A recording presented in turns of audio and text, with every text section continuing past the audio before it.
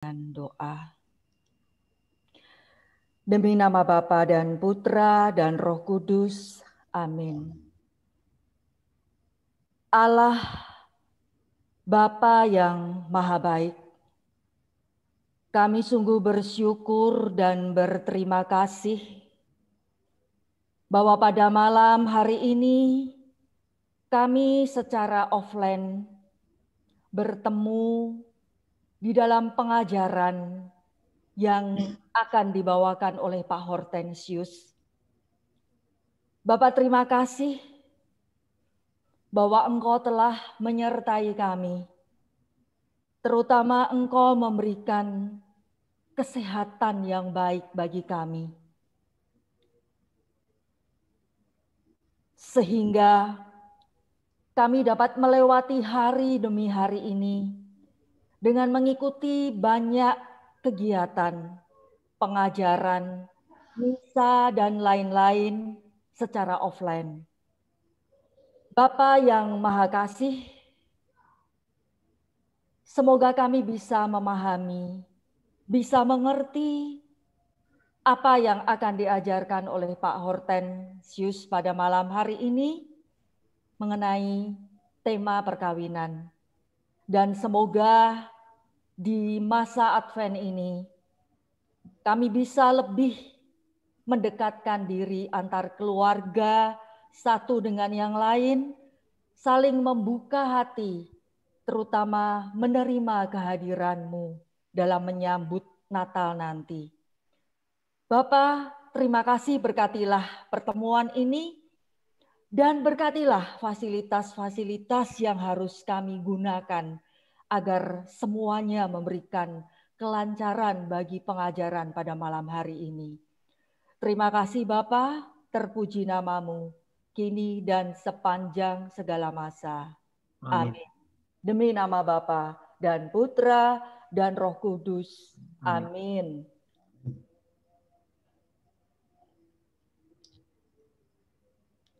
Oke, saya lanjutkan, Pak Joli. Ya, silakan Pak Tensi untuk Oke, selamat malam, Bapak Ibu semua. Malam. Selamat bertemu lagi. Ya, banyak wajah yang sudah biasa untuk saya. Jadi, saya kira tema kita malam ini relevan untuk kita semua. Ya, saya mau sharing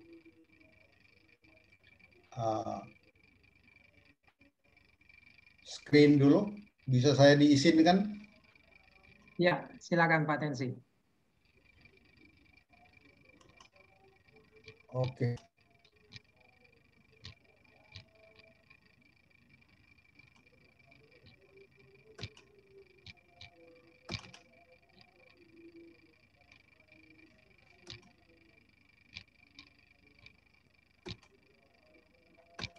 Ya. Nah,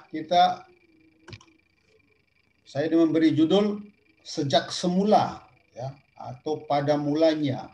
Bahasa Yunaninya yang saya kutip sedikit di atas itu ap arches, ya. Arches, ap arches, sejak semula. Karena biasanya Yesus dalam Injil kalau dia lagi berdebat dengan para ahli Taurat dan orang Farisi, dia bilang memang hukum Taurat menulis begini, tetapi sejak semula tidak begitu. Jadi Yesus selalu berargumennya sejak semula gimana, ya? Settingan awalnya gimana ya? Settingan awalnya gimana, ya? Desain awalnya gimana, Pak? Jadi kita sebenarnya mau ikut cara Yesus berargumentasi, ya, tentang tema perkawinan. Itu banyak sekali cara pendekatannya, ya. Ada pendekatan yang nanti kita lihat lebih deskriptif, tapi yang kita lihat malam ini lebih melihat ke apa yang didesain, disetting sejak semula oleh Tuhan. Maka itu berkaitan dengan ideal, ya, cita-cita perkawinan. Dan itu kita temukan di kisah penciptaan, di lembar-lembar pertama kitab Kejadian, ya. Maka saya memberi judul ap arches, sejak semula, ya. Bagaimana kita diciptakan, dan memang di kalimat awal kita langsung ketemu dengan kata arche, ya. Bereshit bara Elohim et hashamayim wa et haaretz. Itu dalam Septuaginta, ya, Bapak Ibu yang pernah KPKS tentu tahu Septuaginta LXX, ya, 70 itu terjemahan yang paling pertama dari kitab suci yang kita sebut PL, tapi itu sebenarnya kitab suci orang Yahudi. Terjemahan yang paling kuno itu Septuaginta dari tahun sekitar 200-250 sebelum Kristus. Orang-orang Yahudi di kota Alexandria di Mesir, mereka menerjemahkan Alkitab yang aslinya dalam bahasa Ibrani, mereka terjemahkan ke dalam bahasa internasional waktu itu, bahasa Yunani. Ya. Nah, kalimat pertama kitab Kejadian mereka terjemahkan menjadi en arche, epoiesen hotheos ton uranon kaiten kian. Jadi pada mulanya Tuhan membuat langit dan bumi. Jadi sama. Ini yang kita tadi mau angkat itu kata pertama, ya, en arche, ya. Maka kita pakai tadi ep arches. Nah, yang menarik Yohanes, Injil Yohanes pasal 1 ayat 1, ya. Pada mulanya adalah firman. Itu pada mulanya dia pakai kata yang persis sama dengan Septuaginta en arche. Pada mulanya Allah menciptakan langit dan bumi. Di Kejadian 1, di Yohanes bab 1 ayat 1 juga memakai kata yang sama. Pada mulanya adalah firman atau sang sabda. Jadi ini baik penginjil Yohanes maupun Septuaginta maupun kitab Kejadian versi Ibrani ngomong tentang apa yang terjadi pada mulanya. Jadi akarnya gimana?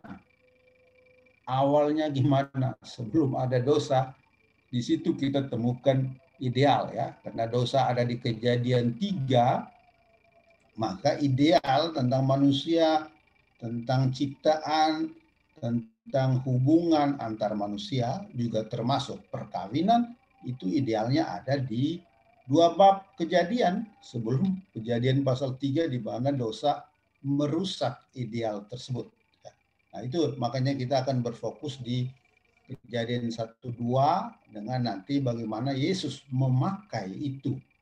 Jadi Yesus, kalau kita baca Injil, terutama Injil Matius, ya, kita semua tahu di mana Yesus benar-benar menafsir kembali hukum Taurat, ya, kekasan Injil Matius, ya. Yesus menafsir Taurat dan dia selalu ingin kembali ke maksud asli, maksud yang aslinya dulu di awal, ya. Itu apa dari Taurat? Ya, dia selalu ingin kembali kepada kehendak Allah pada mulanya, ya. Seperti di Markus pasal 10, waktu dia ngomong tentang perceraian, orang-orang bilang, oh tapi Musa mengizinkan, yang penting tulis surat cerai. Lalu Yesus menjawab, itu Musa izinkan karena ketegaran hatimu. Tetapi pada mulanya tidak demikian. Atau sejak mulanya tidak seperti itu. Sejak semulanya itu kapan? Itu yang diceritakan dalam kitab Kejadian pasal 1 dan 2. Jadi itu kita sengaja membaca lagi apa yang menjadi maksud asli atau maksud dasar yang menjadi akar kehendak Allah dalam kisah penciptaan. Itu makanya kita sebut ideal perkawinan, ya. Sebagaimana dimaksudkan Allah pada settingan awal penciptaan, ya. Ini yang disebut pendekatan preskriptif, ya. Apa yang seharusnya itu, ya, gitu seharusnya. Nah, kalau pendekatan-pendekatan yang lain biasanya mereka melukiskan apa yang seadanya, ya, deskriptif, ya.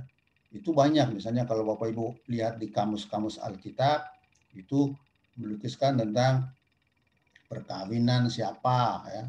Konsep perkawinan di Kejadian, di Keluaran, Imamat, atau di Perjanjian Baru, atau lukisan tentang tata cara perkawinan, ritualnya gimana, belis, mahar, dan lain sebagainya. Itu ada dalam pendekatan-pendekatan deskriptif.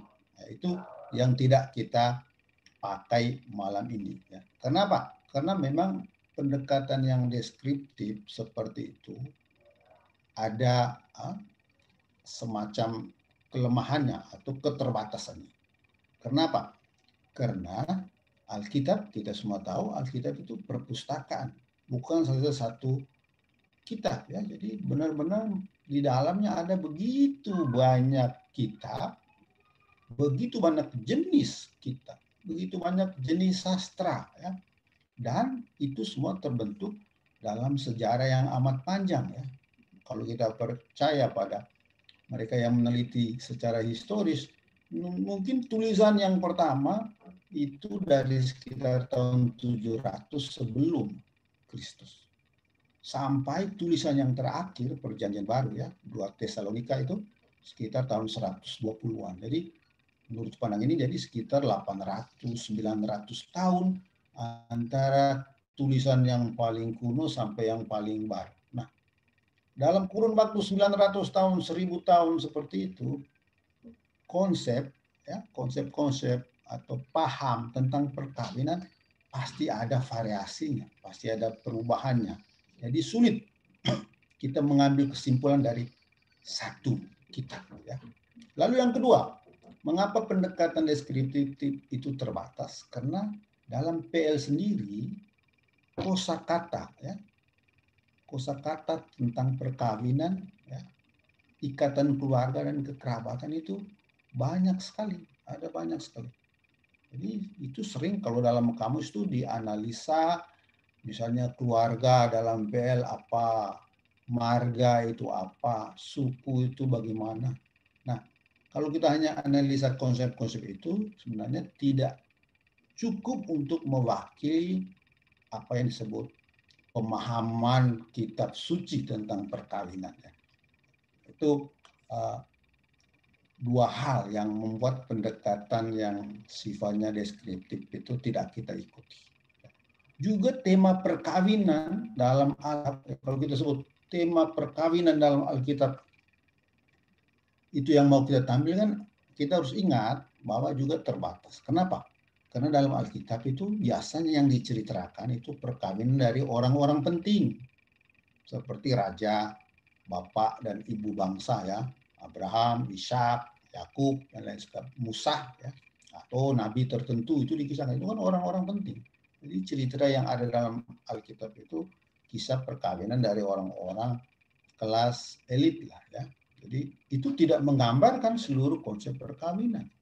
Jadi umumnya tidak bercerita tentang perkawinan orang-orang biasa, petani dan lain sebagainya. Jadi ada bahaya yang orang sebut generalisasi. Dari satu cerita perkawinan tertentu kita mengambil kesimpulan, oh inilah perkawinan menurut Alkitab. Itu ada bahaya itu ya. Lalu yang kedua, yang menarik, di dalam Alkitab tidak ada satu kata khusus untuk perkawinan, terutama dalam Perjanjian Lama. Biasanya dalam Perjanjian Lama dikatakan pria mengambil seorang perempuan menjadi istrinya. Verbanya mengambil ya. Tentu ini keterbatasan zaman ya. Lalu atau bapak keluarga memberikan putrinya untuk dijadikan istri seorang pria.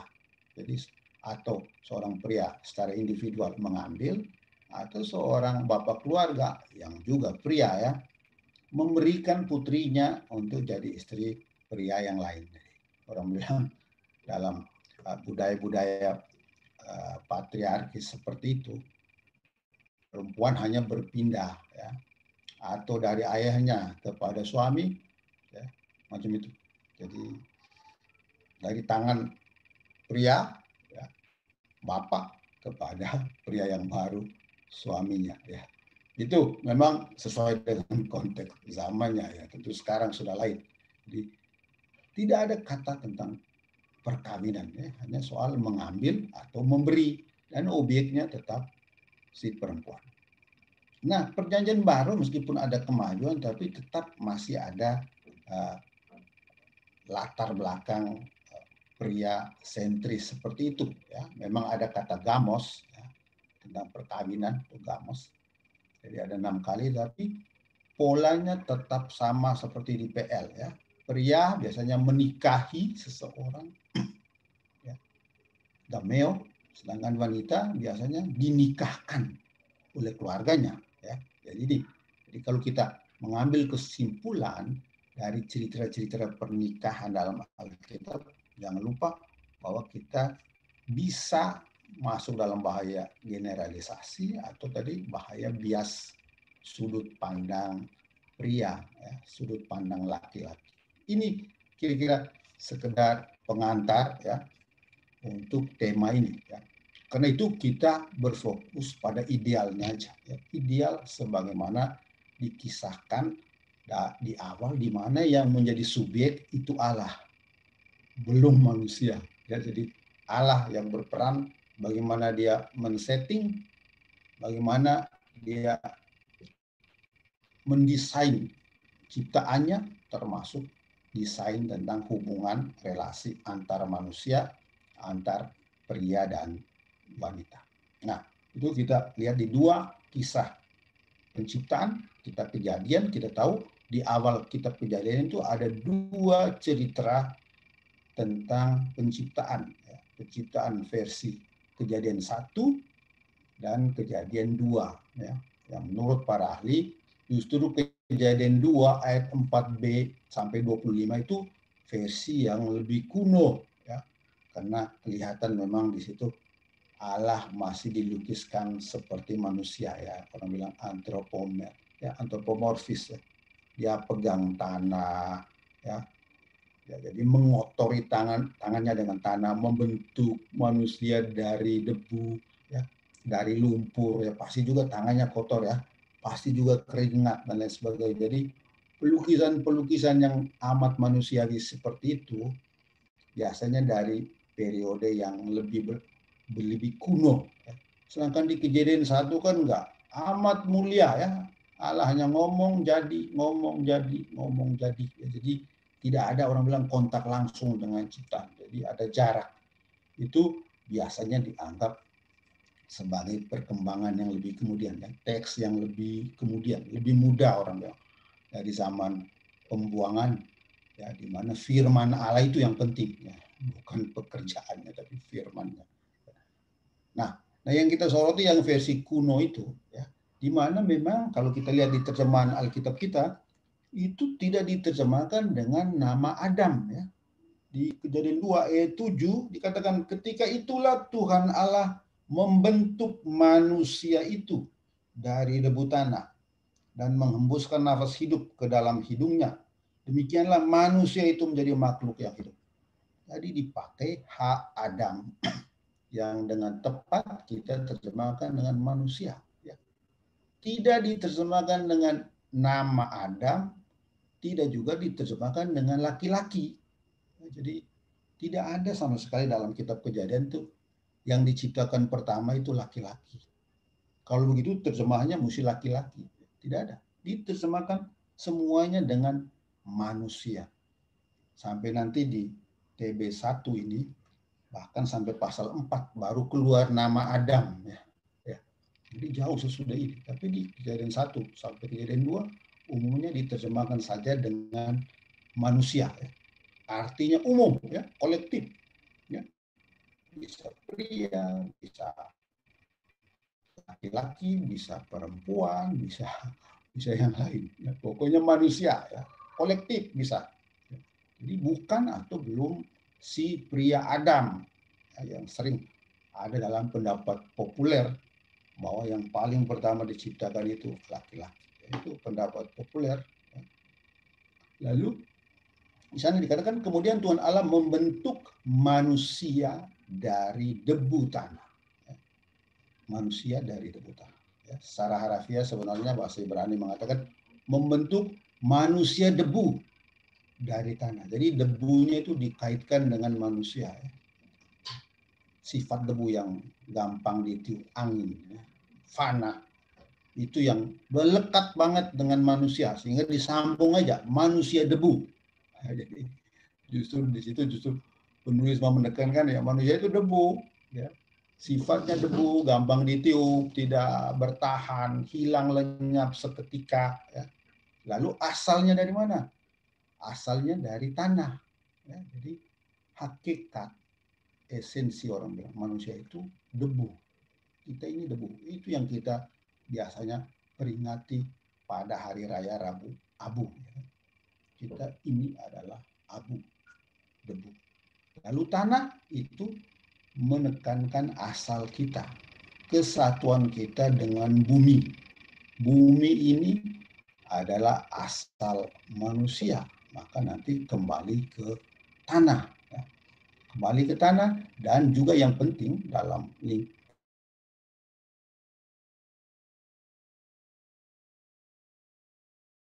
ekologis kita dengan tanah, dengan bumi, maka harus ada panggilan untuk merawat bumi.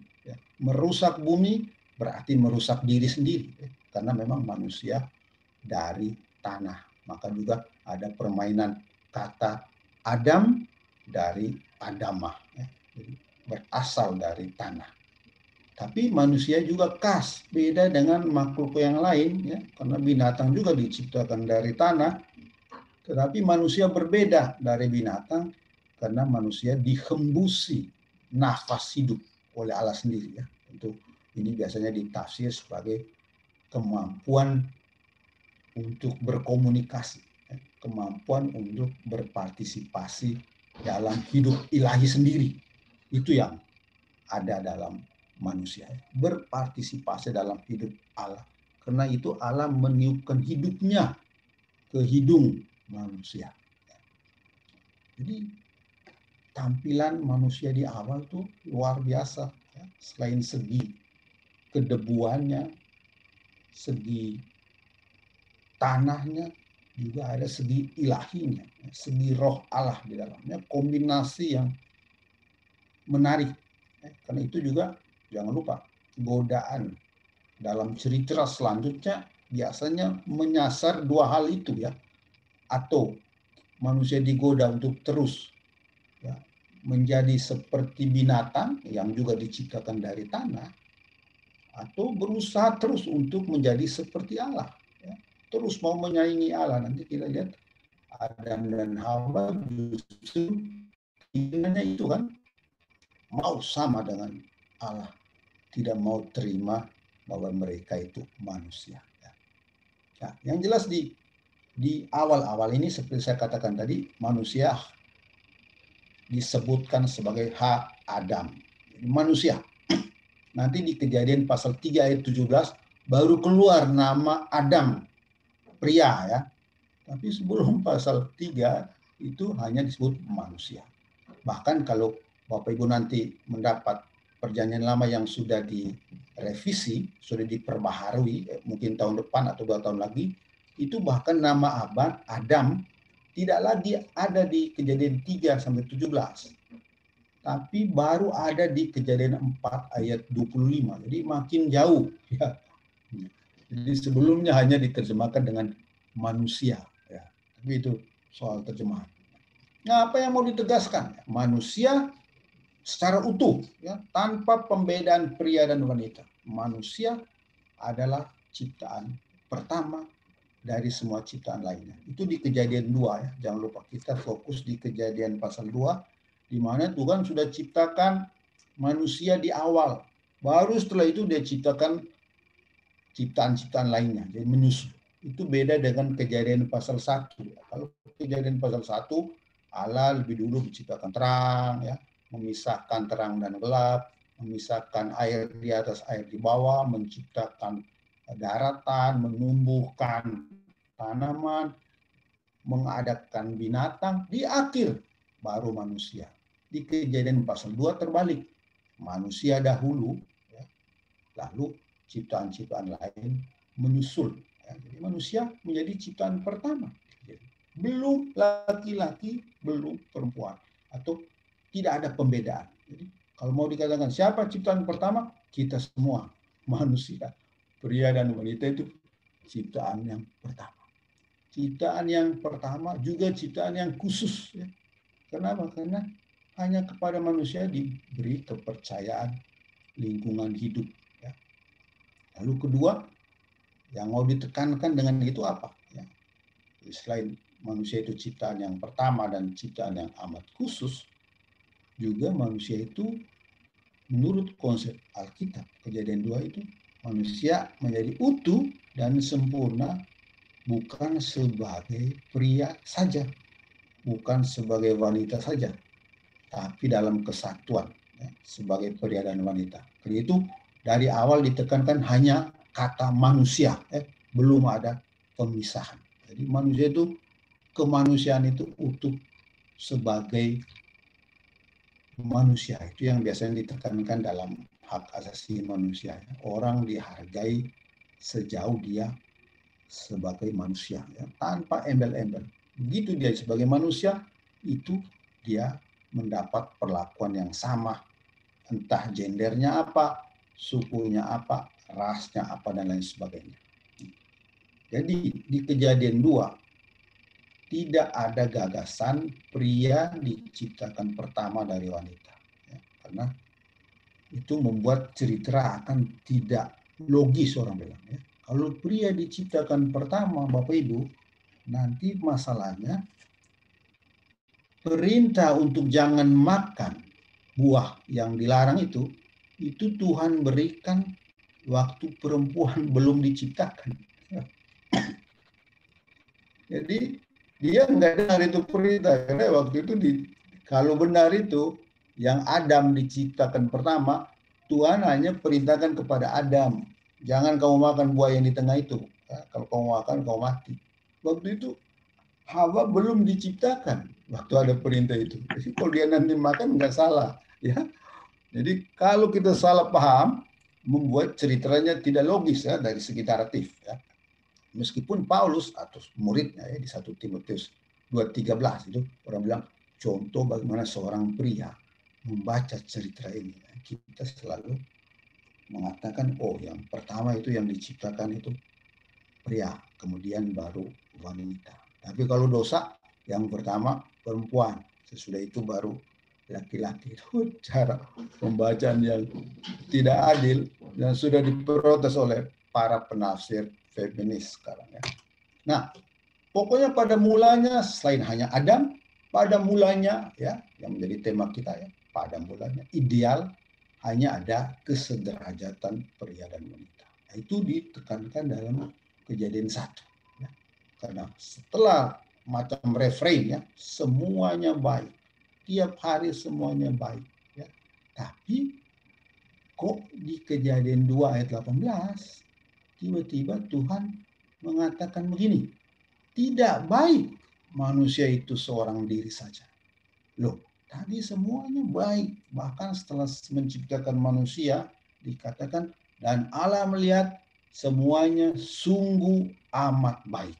Itu di akhir versi kitab Kejadian pasal 1. Tapi nanti di pasal 2 ayat 18 tiba-tiba Allah mengevaluasi ciptaan. Tidak baik manusia itu seorang diri saja. Jadi lihat cara penggambarannya. Jadi sifat penciptaan memang baik, tapi harus terus disempurnakan. Tidak baik manusia itu seorang diri saja. Karena itu Allah bilang, saya akan sempurnakan. Caranya apa? Aku akan mencari penolong yang sepadan. Dia cari penolong yang sepadan. Mula-mula dia ciptakan binatang, menghantarnya ke depan manusia untuk memberi nama, tapi manusia nggak puas, nggak cocok. Lalu baru planning B, menciptakan nanti perempuan dari rusuknya. Jadi Tuhan sendiri mengevaluasi ciptaannya. Tidak baik manusia itu seorang diri. Jadi penciptaan belum sempurna bila hanya sampai pada hak Adam, orang bilang. Baru sampai pada manusia, belum ada pemisahan antara laki-laki dan perempuan. Jadi kalau hanya satu aja nggak sempurna. Waktu sempurna itu waktu mulai dibedakan antara pria dan wanita. Ini amat menarik ya, cerita dalam Kejadian 1 dan 2. Nah, karena itu waktu perempuan diciptakan dari rusuk, ya, tidak lagi diciptakan dari tanah. Ya. Jadi manusia aja yang diciptakan dari tanah. Lalu waktu mau menciptakan perempuan, Tuhan hanya mengambil tulang rusuk dari manusia, ya. Bukan dari pria, tapi dari manusia. Nah, diambil tulang rusuk tidak lagi dari tanah. Karena apa? Karena manusia udah ada. Jadi dalam arti tertentu wanita itu udah ada di dalam hak Adam itu, dalam manusia awal itu sudah ada, tinggal diambil dari, ya. Jadi tinggal dibentuk dari manusia.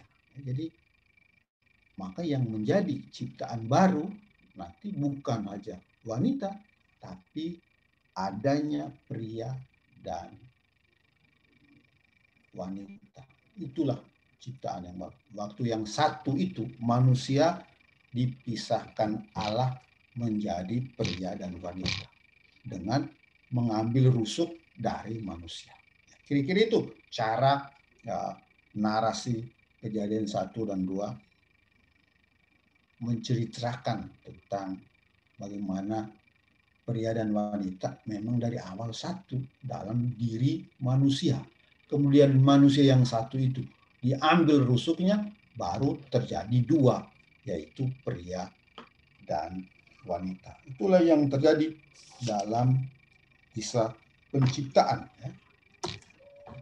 Lalu di situ jelas ya, kita biasa bermain dengan kata rusuk. Ya. Meskipun bisa juga diterjemahkan dengan samping. Ya. Selem itu bisa rusuk, bisa juga dari samping. Ya. Rusuk tentu kita semua tahu itu simbol kesatuan. Ya. Mengingatkan ya, bahwa dua itu sebenarnya berasal dari satu yang asli tadi. Ya. Kesatuan asali pria dan wanita. Dan sekaligus kesederajatan. Ya. Dua-duanya sama, berasal dari manusia yang satu, baru dipisahkan kemudian. Nah, itu yang tadi saya katakan. Unsur yang baru dalam penciptaan itu bukan perempuan saja, tapi hadirnya pria dan wanita. Itu yang dikatakan juga di Kejadian pasal 1 ya. Allah menciptakan manusia. Kalau Bapak Ibu lihat di rumusannya itu di Kejadian 1 pasal ayat 27 sampai 28a ya, dikatakan Allah menciptakan manusia menurut gambarnya. Lalu baris berikutnya, menurut gambar Allah ia menciptakan dia. Ya, jadi manusia dia. Lalu menyusul baris berikutnya, laki-laki dan perempuan ia menciptakan mereka. Sekarang ada mereka. Dan Allah memberkati mereka. Dua baris pertama itu tunggal ya. Allah menciptakan manusia menurut gambarnya. Menurut gambar Allah ia menciptakan dia. Tunggal. Singular. Lalu laki-laki dan perempuan ia menciptakan mereka. Plural. Dan Allah memberkati mereka. Tadi ada kesatuan, sekarang ada keduaan. Kira-kira itu digambarkan dengan menarik dalam dua ayat tersebut. Ya. Jadi gambar Allah ya, unik. Ya, manusia unik, gambar Allah. Lalu ada laki-laki dan perempuan. Ada segi kebersamaan. Ada segi orang bilang keduaan. Karena kalau ada dua, berarti harus ada dialog. Ya. Dialog tuh ada kalau ada dua ya. Kalau tetap hanya manusia, nggak ada dialog. Ya. Nah itu sengaja tadi di ayat yang kita baca itu ditampilkan di awal. Ya. Gambar Allah yang saya pakai tulisan merah dan laki-laki dan perempuan. Yang satu itu keunikan bahwa manusia sebagai laki-laki dan perempuan sama-sama adalah gambaran Allah, tapi mereka tetap dua, laki-laki dan perempuan. Karena dua, maka harus ada dialog. Karena dua, maka harus ada kebersamaan. Kira-kira itu yang mau ditekankan. Dari manusia, keduanya secara bersama-sama merupakan gambar Allah. Hanya salah satu. Jadi hanya pria tidak mencerminkan gambaran Allah yang utuh. Hanya perempuan tidak mencerminkan gambaran Allah secara utuh. Keduanya secara bersama merupakan gambar Allah yang utuh. Itu yang terjadi dalam perkawinan ya, atau salah satunya dalam perkawinan. Keunikan dan kedialogal ya. kemampuan untuk berdialog itu tercermin atau cerminan dari Allah sendiri. Ya. Allah sendiri adalah Allah yang berdialog. Ya. Itu dia waktu ciptakan manusia, dia harus menyapa. Ya. Marilah kita menciptakan manusia. Ya. Dia berdialog. Dia nggak mau ciptakan manusia sendirian. Dia Allah yang berdialog dengan seluruh penghuni surga. Itu arti dari kata kita di situ. Dia berdialog dengan seluruh isi surga. Mari kita ciptakan manusia menurut gambar dan rupa kita. Nah, pria dan wanita sejak awal diciptakan sebagai pasangan yang sederajat, sekaligus memiliki keunikan. Jadi ada kesatuan, tapi ada keunikan. Nah, ini juga nanti biasanya ditekankan dalam perkawinan. Relasi dan dialog yang saling memperkaya tanpa menghilangkan keunikan. Itu biasanya amat ditekankan dalam perkawinan Katolik. Nah, itu yang mau kita kembangkan.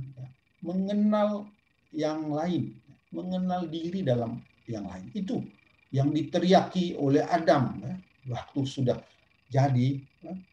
Jadi rusuk diambil, menjadikan manusia itu kosong, simbol kekosongan. Jadi selalu ada kekosongan dalam diri manusia. Setiap kita sebagai manusia selalu ada kekosongan karena rusuk udah diambil. Jadi simbol kekosongan. Baik pria dan wanita membutuhkan partner dialog. Yang dikatakan dalam teks, seorang penolong yang sepadan. Penolong yang sepadan. Jangan sampai itu hanya ditafsirkan untuk perempuan, tapi untuk partner siapapun manusia harus menjadi penolong yang sepadan bagi manusia lainnya. Tadi yang dikatakan, tidak baik jika manusia itu seorang diri saja. Teksnya mengatakan manusia itu. Jadi bukan tidak baik jika pria itu seorang diri saja, maka diciptakan penolong yang sepadan. Kan bukan begitu teksnya. Teks hanya mengatakan tidak baik jika manusia seorang diri saja. Jadi bukan pria atau wanita saja, tapi setiap manusia tidak baik. Kalau seorang diri saja, maka harus ada rekan yang sepadan. Jadi sesama atau kita harus menjadi, orang bilang, penolong yang sepadan untuk siapapun, entah itu pria maupun wanita. Itu yang sesuai dengan arah arti dari teks itu. Tanpa penolong itu, kita sebagai manusia tidak dapat bertahan hidup. Nah, tentu ada diskusi tentang penolong yang sepadan dengan manusia. Biasanya ada tafsiran yang mengatakan ini harafiahnya ini penolong yang ada di depannya atau yang berhadapan dengannya. Ini kan berkaitan dengan berdialog. Lawan bicara, lawan dialog itu ada di hadapan seseorang. Kata itu sendiri juga berkaitan dengan verba berbicara atau bercerita. Maka teman atau partner yang setara dengan manusia itu adalah teman yang berelasi, yang berdialog, yang bisa bercerita dengan dia, yang bisa bertutur kata, berdialog dengan terbuka. Itu sering menjadi hal yang ditekankan dalam relasi perkawinan. Selain relasi yang sepadan, juga relasi yang bisa berdialog, berkomunikasi secara terbuka dengan partner. Itu yang ditekankan dengan penolong yang sepadan, bukan untuk membantu terutama, tapi kesepadanan yang juga terbuka untuk berdialog dan berkomunikasi. Nah, dari rusuk manusia diciptakan perempuan, Isha. Nah, manusia yang sudah diambil tulang rusuk, itulah yang disebut laki-laki atau Ish. Jadi Ish dan Isha, permainan kata yang ditegaskan, mau menegaskan bahwa duanya itu sebenarnya satu, hanya beda bunyi dikit, Ish dengan Isha. Jadi Isha itu dari Ish dari Isha, kira-kira itu. Jadi menekankan kesatuan, relasi, satu materi, manusia. Lalu dari bagian yang sejajar, sisi, di sisi, dirusuk. Nah, juga ada segi lain, segi pengorbanan. Ya. Mengambil rusuk atau rusuk yang diambil itu selain kekosongan, juga segi pengorbanan. Jika manusia mau mendapat penolong yang sepadan, Tuhan menuntut kesiapannya untuk memberi. Ia harus berani kehilangan sesuatu. Dia harus berani kehilangan rusuk. Ya. Dia harus berani kehilangan sesuatu dari dirinya. Ya. Dia harus berani keluar dari egonya. Ya. Harus berani. Ya. Harus siap bahwa rusuknya diambil. Ya. Sesuatu yang kosong dalam dirinya. Ini segi pengorbanan dalam relasi. Nah, lalu Adam bernyanyi, inilah dia tulang dari tulangku, daging dari dagingku. Ia akan dinamakan perempuan sebab ia diambil dari pria atau laki-laki. Ini orang bilang lagu pertama atau kalimat pertama dari manusia itu ini dalam Alkitab. Waktu dia menilai atau melihat ada yang sepadan dengan dia. Dari tadi ada binatang macam-macam, Tuhan hadirkan di depan Adam, manusia, dia bilang, oh enggak, ini enggak, tidak sepadan, karena saya harus menamai. Ya. Begitu menamai makhluk, itu menunjukkan bahwa manusia lebih tinggi, ya, karena memberi nama itu adalah hak atau kuasa seseorang. Memberi nama itu berarti berkuasa atas sesuatu. Makanya Allah memberi nama siang, memberi nama malam, dia berkuasa atas ciptaannya. Ini ada memberi nama, menamai binatang-binatang, berarti relasinya relasi atas bawah, tidak sepadan. Begitu diciptakan Hawa atau perempuan, baru dia bernyanyi. Relasinya relasi yang sepadan. Dialog hanya mungkin kalau ada pihak lain yang sepadan. Itu yang mau ditekankan dalam kata ish dan isah tadi. Menerima bahwa dia meskipun tulang dari tulangku, tapi juga daging dari dagingku.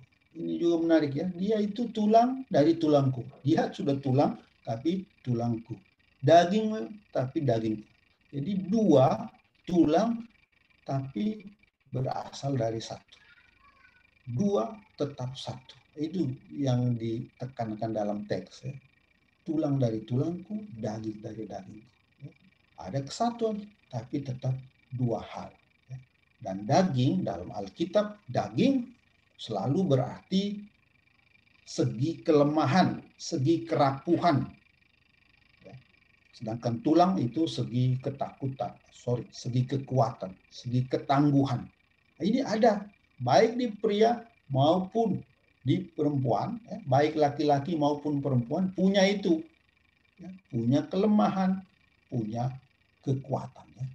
Jadi daging dari dagingku, tulang dari tulangku. Jadi sama-sama punya tulang, sama-sama punya daging, sama-sama punya kelemahan, sama-sama punya kekuatan. Jadi tidak ada makhluk yang ini aja makhluk lemah. Ya, biasa kan perempuan disebut makhluk yang lemah, padahal dalam narasi enggak.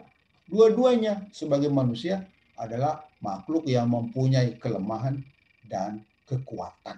Dua-duanya. Ya. Karena itu maka ditekankan sekali dialog dan berbagi dalam kelemahan dan kekuatan. Itu yang mau ditekankan dalam teks ini. Nah, juga pada mulanya ditekankan apa? Kesatuan meski ada perbedaan.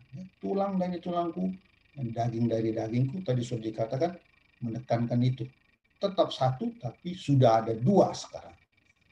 Dan itu biasanya rumusan yang sama dipakai dalam rumusan perjanjian dalam Alkitab. Ya. Waktu orang-orang Israel datang kepada Daud di 2 Samuel pasal 5, orang Israel datang untuk mengangkat Daud jadi raja untuk seluruh Israel, mereka mengatakan engkau adalah darah dan daging kami. Atau bukan darah, tulang dan daging kami. Jadi ini rumusan perjanjian. Dalam perjanjian itu ada kesepakatan. Disinilah muncul gagasan perkawinan Katolik adalah perjanjian. Bukan relasi biologis atau alamiah saja, tetapi sebuah relasi perjanjian ya, di mana amat alkitabiah ya, di mana ditekankan kesamaan, kesetiaan, dan loyalitas. Itu relasi perjanjian dalam Alkitab ya, antara Allah dan Israel, antara Kristus dan gereja, itu polanya pola perjanjian ya. Dalam perjanjian itu biasanya dituntut kesederajatan, kesetiaan, dan loyalitas. Itu yang menjadi background konsep perkawinan Kristiani atau perkawinan Katolik yang dilihat sebagai relasi perjanjian antara pria dan wanita. Lalu itu pasti ada efeknya.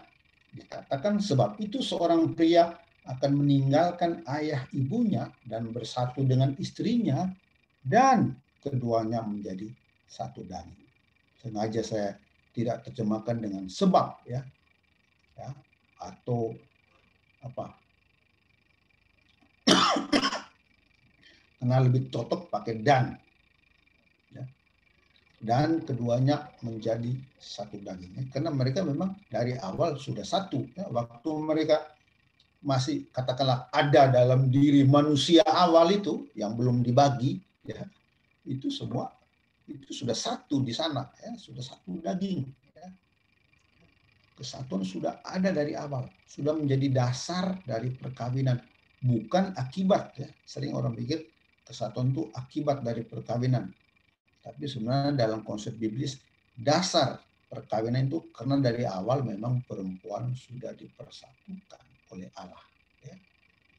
Jadi perkawinan itu persatuan kembali ke kesatuan yang awal tadi ya. Jadi di awal ada manusia, lalu manusia itu dikatakanlah dibagi dua menjadi pria dan wanita. Dalam perkawinan keduanya kembali lagi ke persatuan awal tadi ya. Itu makanya orang bilang kan orang kembali ke rusuknya masing-masing ya. Itu ada konsep yang sebenarnya ada benarnya menurut Alkitab ya, karena orang kembali ke kesatuan yang sudah ada dari awal ya.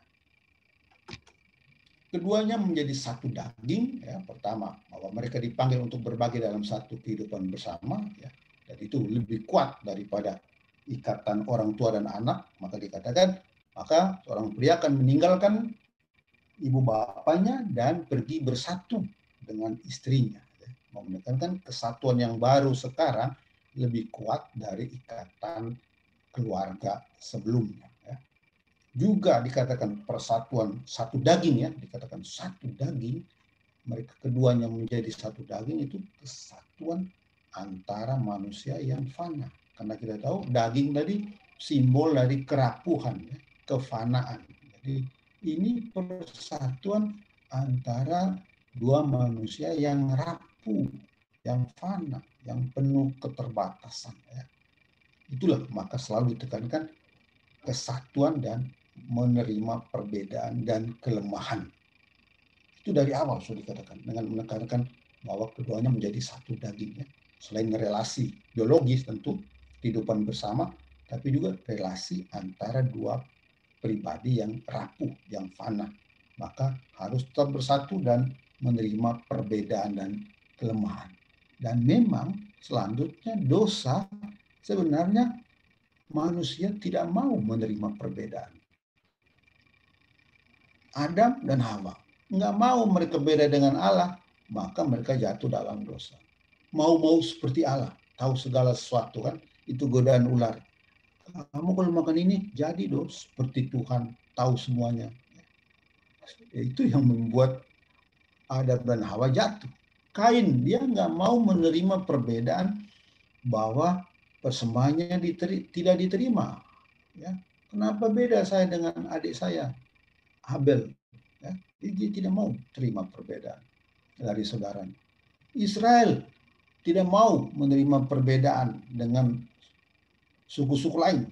Kami mau menjadi raja seperti bangsa-bangsa lain. Maka akhirnya mereka mempunyai raja Saul ya, jangan lupa. Jadi dosa adalah salah satu bentuk dosa itu tidak mau terima perbedaan. Padahal sejak awal ditekankan Justru karena persatuan manusia itu, persatuan antar daging, persatuan daging, berarti persatuan antara manusia yang penuh keterbatasan, maka harus ada kesatuan, saling menerima perbedaan dan kelemahan. Nah, yang terakhir, pada mulanya telanjang, tetapi tidak malu, ya. Jangan lupa itu dikatakan di Kejadian 2 ayat 25, keduanya telanjang tetapi mereka tidak merasa malu. Telanjang, ya. Ini sering ditafsirkan telanjang berarti keduanya belum punya hasrat seksual. Itu tafsiran keliru, ya, pengaruh Platonis atau Gnostik, ya. Jadi telanjang bukan berarti berarti mereka nggak ada nafsu. Keduanya hidup suci murni, belum ada hasrat seksual. Tapi justru telanjang dalam cerita ini mau menekankan bahwa relasi keduanya harmonis, polos, saling terbuka, tidak saling menutupi, tapi juga tanpa saling menakuti dan mengobjekkan. Ya, tidak takut, maka terbuka aja. Coba aja sekarang, bahaya sekali kalau terbuka semua. Terbuka dikit aja bahaya, apalagi dibuka semua. Itu keadaan setelah dosa, ya. Sebelumnya mereka telanjang biasa-biasa aja, relasinya polos, relasinya terbuka tanpa saling mengobjekkan, tanpa saling menakuti. Itu. Jadi kesatuan dan kesetaraan itu total, ya. Simbolkan dengan telanjang dan tidak merasa malu, ya. Jadi juga telanjang biasanya dilihat sebagai simbol kelemahan, ya, keterbatasan dan kekurangan, ya. Itu kalau waktu ingat saudara-saudara Yusuf dimarahin oleh Yusuf, kamu datang sendiri mau lihat di mana negeri kami ini telanjang, ya, di mana negeri kami lemah. Nah, di situ kata telanjang dipakai, tapi juga simbol kelemahan. Oh, kamu ini mata-mata yang mau mencari tahu kelemahan negeri kami. Di situ jadi ketelanjangan juga simbol kelemahan, keterbatasan, kekurangan. Nah, pesannya apa? Relasi pria dan wanita adalah relasi antara dua pribadi yang memiliki kelemahan, kekurangan, dan keterbatasan. Tapi kelemahan dan keterbatasan tersebut tidak dialami sebagai hal yang memalukan, melainkan justru dialami sebagai peluang untuk saling mengisi dan memperkaya. Nah, itu juga simbol yang bisa diangkat dari kata telanjang di situ. Oh, mereka memang lemah, tapi tetap terbuka apa adanya, ya. Dalam kekurangan keterbatasan itu dibuka kepada pihak yang lain. Nah, ini semua berubah di Kejadian 3 waktu sudah ada dosa. Dosa membuat mereka memang tetap telanjang tapi berusaha untuk menutupi ketelanjangannya. Langsung cari daun kayu, daun ara, dan membuat cawat, ya, menurut Kejadian 3. Dosa membuat ketelanjangan dialami secara berbeda. Dari ketelanjangan tanpa malu menjadi ketelanjangan yang memalukan. Karena itu harus sembunyi, takut, buat pakaian sendiri, ya. Jadi Tuhan lalu menakutkan, partner mulai dicurigai, ya. Kekurangan dan kelemahan mulai disembunyikan. Ya. Tadi telanjang nggak apa-apa, kelemahan saya terbuka, saya tunjukkan, tapi dengan menutup diri pakai cawat itu simbol bahwa mereka tidak mau lagi terbuka dengan kekurangan mereka. Kelemahannya mau ditutupi, kekurangannya mau disembunyikan. Ya. Nah, inilah ideal-ideal yang Yesus dalam perjanjian baru selalu mau kembali. Dia sendiri tentu lahir, besar dalam keluarga, lalu dia memperhatikan hidup berkeluarga. Mukjizatnya yang pertama untuk sebuah keluarga baru, ya, di pesta di Kana. Lalu dia juga dalam bercerita, dalam memberikan perumpamaan juga suka mengangkat problem-problem hidup keluarga, ya, misalnya tentang anak yang hilang. Yesus tahu problem ada anak yang kepala batu, ada yang anak membandel. Dia bercerita biasa. Dia juga sering, ya, dikatakan mencintai anak-anak, ya, dan atau tetapi dia sendiri tidak berkeluarga, ya. Sejauh data yang ada dalam Injil, meskipun ada gosip, ya, kita tahu dari Injil-Injil non kanonik, tapi dari Injil yang kanonik jelas Yesus tidak menikah Ya, baginya tetap keluarga itu penting, tapi tidak semutlak kerajaan Allah. Jadi keluarga atau nilai apapun di bumi ini tidak mutlak, ya, relatif di hadapan nilai tertinggi yaitu kerajaan Allah. Karena itu dalam hidupnya Yesus punya ketegangan dengan keluarganya. Dia sering tidak terlalu akrab dengan keluarganya. Karena itu tidak terlalu dekat dengan saudara-saudaranya ya dalam Injil. Dia juga menuntut syarat menjadi murid, ya, meninggalkan semuanya. Ya. Para murid-murid pertama waktu dipanggil meninggalkan perahu dan orang tua mereka. Ya. Ini menarik ya. Jadi ada semacam relativisasi. Ya. Tidak memutlakkan juga relasi manusiawi termasuk relasi kekeluargaan. Ini ideal, tapi bagi Yesus tetap tidak semutlak kerajaan Allah. Ya. Tetap nomor 2 ya, harus juga menomorduakan warga mereka. Ya. Mereka meninggalkannya. Ajaran Yesus tentang perkawinan dengan itu mau kita semua kembali ke awal mula, ke asal mula, ab arches. Ya. Maka dia tidak mengabaikan hukum Taurat, tetapi terus-menerus menghayatinya, menafsirkannya, kembalikan hukum kepada maksud asli. Ya. Kembalikan ke maksud asli. Itu didiskusi Matius pasal 19 ya, ayat 1-12. Ingat itu. Tentang perceraian. Ini teks yang ada di Matius 19, ada di Lukas. Ini jelas berasal dari Yesus sendiri. Ya, jadi dia meskipun tidak secara langsung menegaskan ideal perkawinan, karena dia ngomong tentang perceraian, tapi dia bilang harus kembali ke maksud Tuhan waktu penciptaan. Jangan hanya berhenti di hukum Musa. Kan ahli-ahli Taurat mau, Musa kan izinkan. Yesus bilang oke, tapi apa yang dimaksudkan Allah sejak semula. Ideal perkawinan itu jangan dicari di hukum Musa, tapi apa yang diciptakan sejak semula yang tadi kita bahas. Allah sendiri mempersatukan seorang pria dan wanita. Maka sejak semula ditegaskan perkawinan itu tidak terceraikan. Indissolubilitas dalam hukum gereja. Karena Yesus mengutip kisah penciptaan yang kita bahas.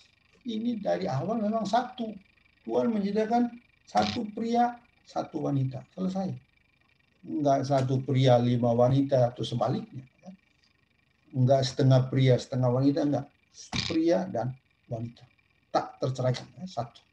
Kedua, menurut Yesus, pernyataan Musa tentang perceraian yang ada di Ulangan pasal 24 itu tidak bersifat mutlak. Kenapa? Jadi Musa seakan-akan terpaksa mengeluarkan aturan itu. Karena itu dikatakan dalam teks Matius atau seluruh Injil, Yesus nampaknya jelas dia membatalkan hukum Taurat secara hurufiah, ya, melampaui apa yang dikatakan dalam Ulangan. Ya. Karena apa? Karena dia mau kembali ke ab arches, pada mulanya, ke awal mulanya, kepada ciri dasar dari perkawinan. Lalu ketiga, menurut teks Markus, perkawinan dan kawin lagi dan perceraian adalah perzinahan. Itu jelas ya, di Markus pasal 10. Baik untuk pria maupun untuk wanita. Itu ditegaskan oleh Markus. Jadi perceraian dan kawin lagi adalah bentuk perzinahan.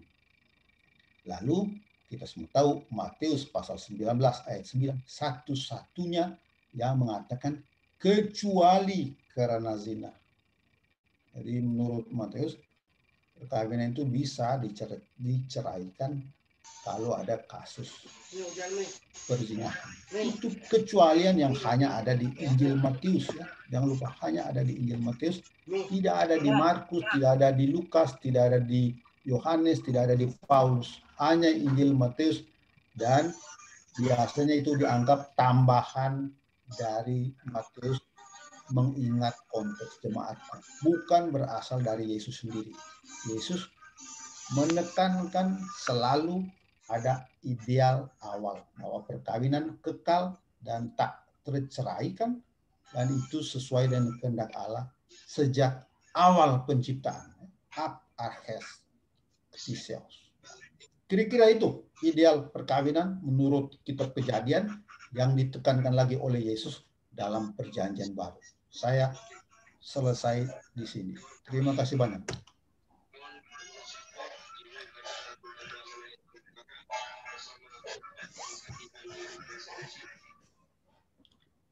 Ya, saya kembalikan ke moderator. Silakan kalau ada pertanyaan. Terima kasih Pak Tensi. Kita lanjutkan untuk tanya jawab. Silakan mungkin Bapak Ibu yang pertama-tama diberi kesempatan yang mau langsung tanya jawab. Silakan dibuka mic-nya dan bisa langsung bertanya.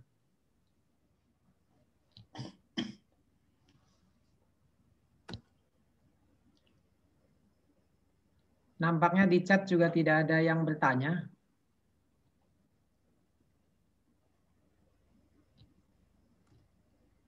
Silakan Bapak Ibu, mungkin ada yang bertanya.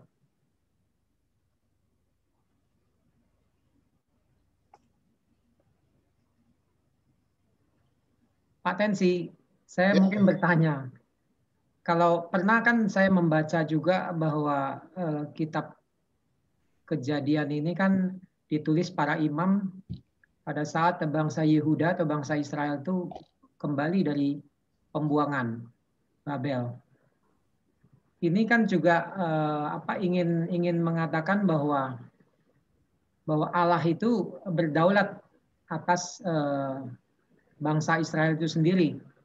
Jadi ingin juga penulis para imam ini untuk mengembalikan kepercayaan kepada bangsa Israel yang pada saat itu mungkin sedang galau karena kembali dari pembuangan.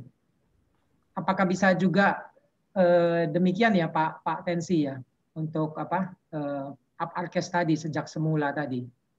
Jadi bisa mungkin apakah ada dua versi seperti itu? Yang kedua yang seperti yang Pak Tensi jelaskan. Ya, memang ya ada dua hal.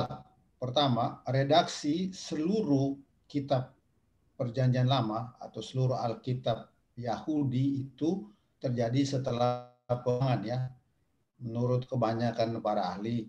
Jadi yang kita sebut PL itu redaksi final tapi ya. Redaksi final di mana mereka mengumpulkan seluruh cerita dari Kejadian sampai Tawarikh itu terjadi setelah pembuangan. Waktu mereka katakanlah mau membentuk identitas mereka ya, setelah pembuangan mereka perlu identitas baru.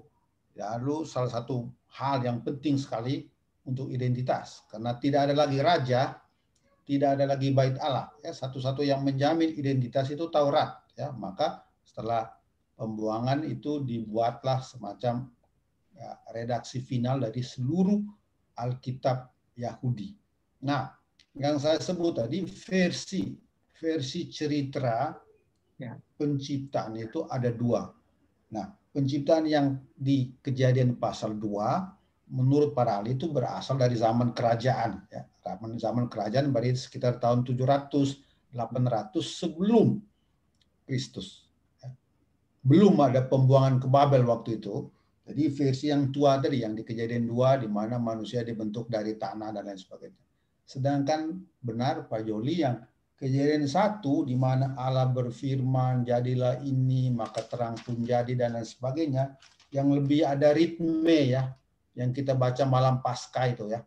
Jadilah terang dan gelap hari pertama, hari kedua, hari ketiga dan seterusnya sampai hari ketujuh. Gaya yang ritmis seperti itu, seperti gaya liturgis ya, seperti gaya Mazmur ya, yang ada jawabannya. Semuanya baik, macam refren itu biasanya oleh para ahli disimpulkan sebagai karya para imam, priest ya, dari zaman pembuangan atau setelahnya. Jadi itu versi yang paling mudah, katakanlah paling akhir ya. Dan mereka lah memang nanti yang bertanggung jawab untuk meredaksi seluruh Perjanjian Lama ya, kaum imam itu. Ya.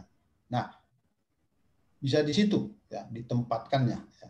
Maka juga ideal perkawinan itu ditekankan ya, Itu kita bisa lihat ya, kalau dalam identitas suku itu perkawinan amat penting, ya, terutama perkawinan sesuku.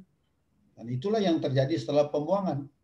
Ya, mereka bahkan mengusir ya, istri-istri yang sudah terlanjur diambil dari suku-suku lain. Ya.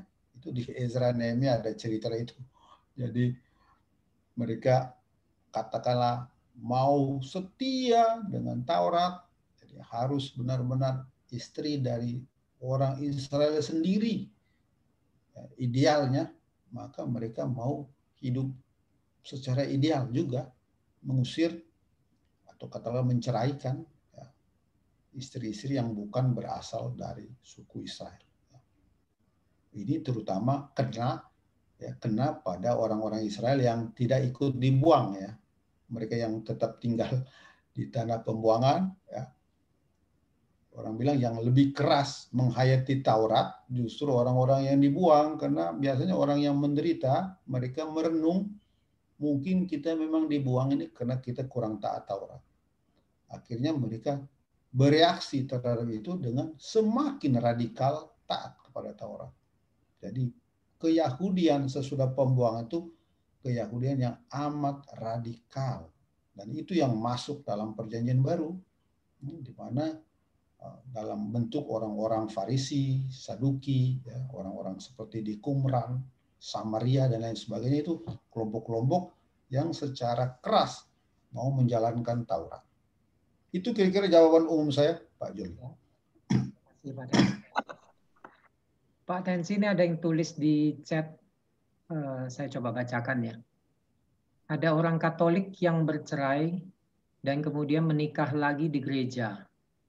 Mengapa hal ini bisa terjadi atau diperbolehkan? Kalau ada orang Katolik bercerai, mengapa istilahnya pembatalan? Padahal mereka juga sudah mempunyai anak. Bila pembatalan, bagaimana status anaknya?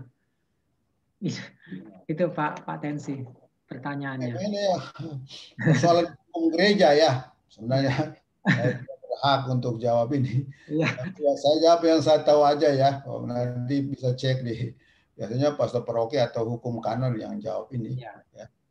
Atau Fikjen ya kalau mau suara terakhir di Vikaris Jenderal di Jakarta. Tapi memang perkawinan Katolik itu tidak memakai Injil Matius ya. Kita pakai Injil atau seluruh perjanjian baru yang mengatakan tidak boleh bercerai titik. Tidak ada kecuali. Ya. Maka kita pakai rumusan yang ketat, yang menurut para ahli memang Yesus mengajarkan itu, tidak boleh bercerai dengan alasan apapun. Ya. Nah, mengapa de facto ada? Ini tentu harus dilihat kasus per kasus. Biasanya memang ada yang orang bilang kasus di mana sebuah perkawinan memang dari awalnya tidak ada. Jadi perkawinan di bawah paksaan, entah paksaan fisik maupun paksaan moral, misalnya orang yang dibawa lari atau ditawan dalam perang dan lain sebagainya, atau paksaan moral seperti dipaksa oleh orang tuanya, kemudian atas bukti-bukti yang jelas, ya, mesti ada bukti, ya, minimal 2-3 saksi biasanya, itu di prosesnya di hadapan tribunal keuskupan dilihat kasus per kasus biasanya. Itu dalam kasus-kasus seperti itu juga seperti misalnya impotensi, ya, itu bisa membatalkan karena perkawinan mengandaikan ya, bisa berhubungan. Kalau satu pihak tidak mampu dan itu baru diketahui setelah perkawinan, itu bisa membatalkan perkawinan.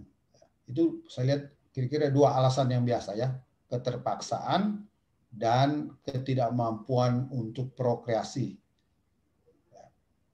Itu 2 hal yang membatalkan. Bukan berarti perkawinan yang sah, berarti perkawinan yang dibuat itu tidak sah karena tidak memenuhi seluruh unsurnya. Maka dikatakan dibatalkan. Ya. Dianulir karena memang perkawinan nggak ada ya. Apa istilahnya lupa. Pokoknya perkawinan itu sebenarnya tidak ada. Jadi gereja hanya mengatakan dulu itu nggak ada perkawinan.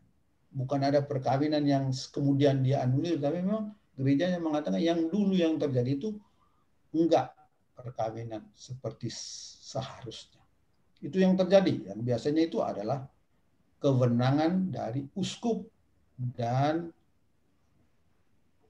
orang sebut tribunal, ya, ada di tiap keuskupan itu ada lembaga fikjen dan stafnya yang ahli hukum kanon yang meneliti kasus per kasus. Itu yang saya tahu, Pak Yoli, yang saya masih ingat dari pelajaran hukum kanon. Ya. Semoga puas, ya. Kalau tidak puas pasti masih ada Romo Paroki yang bisa jawab. Silakan Bapak Ibu yang lain yang mungkin mau bertanya langsung, mic-nya dinyalakan.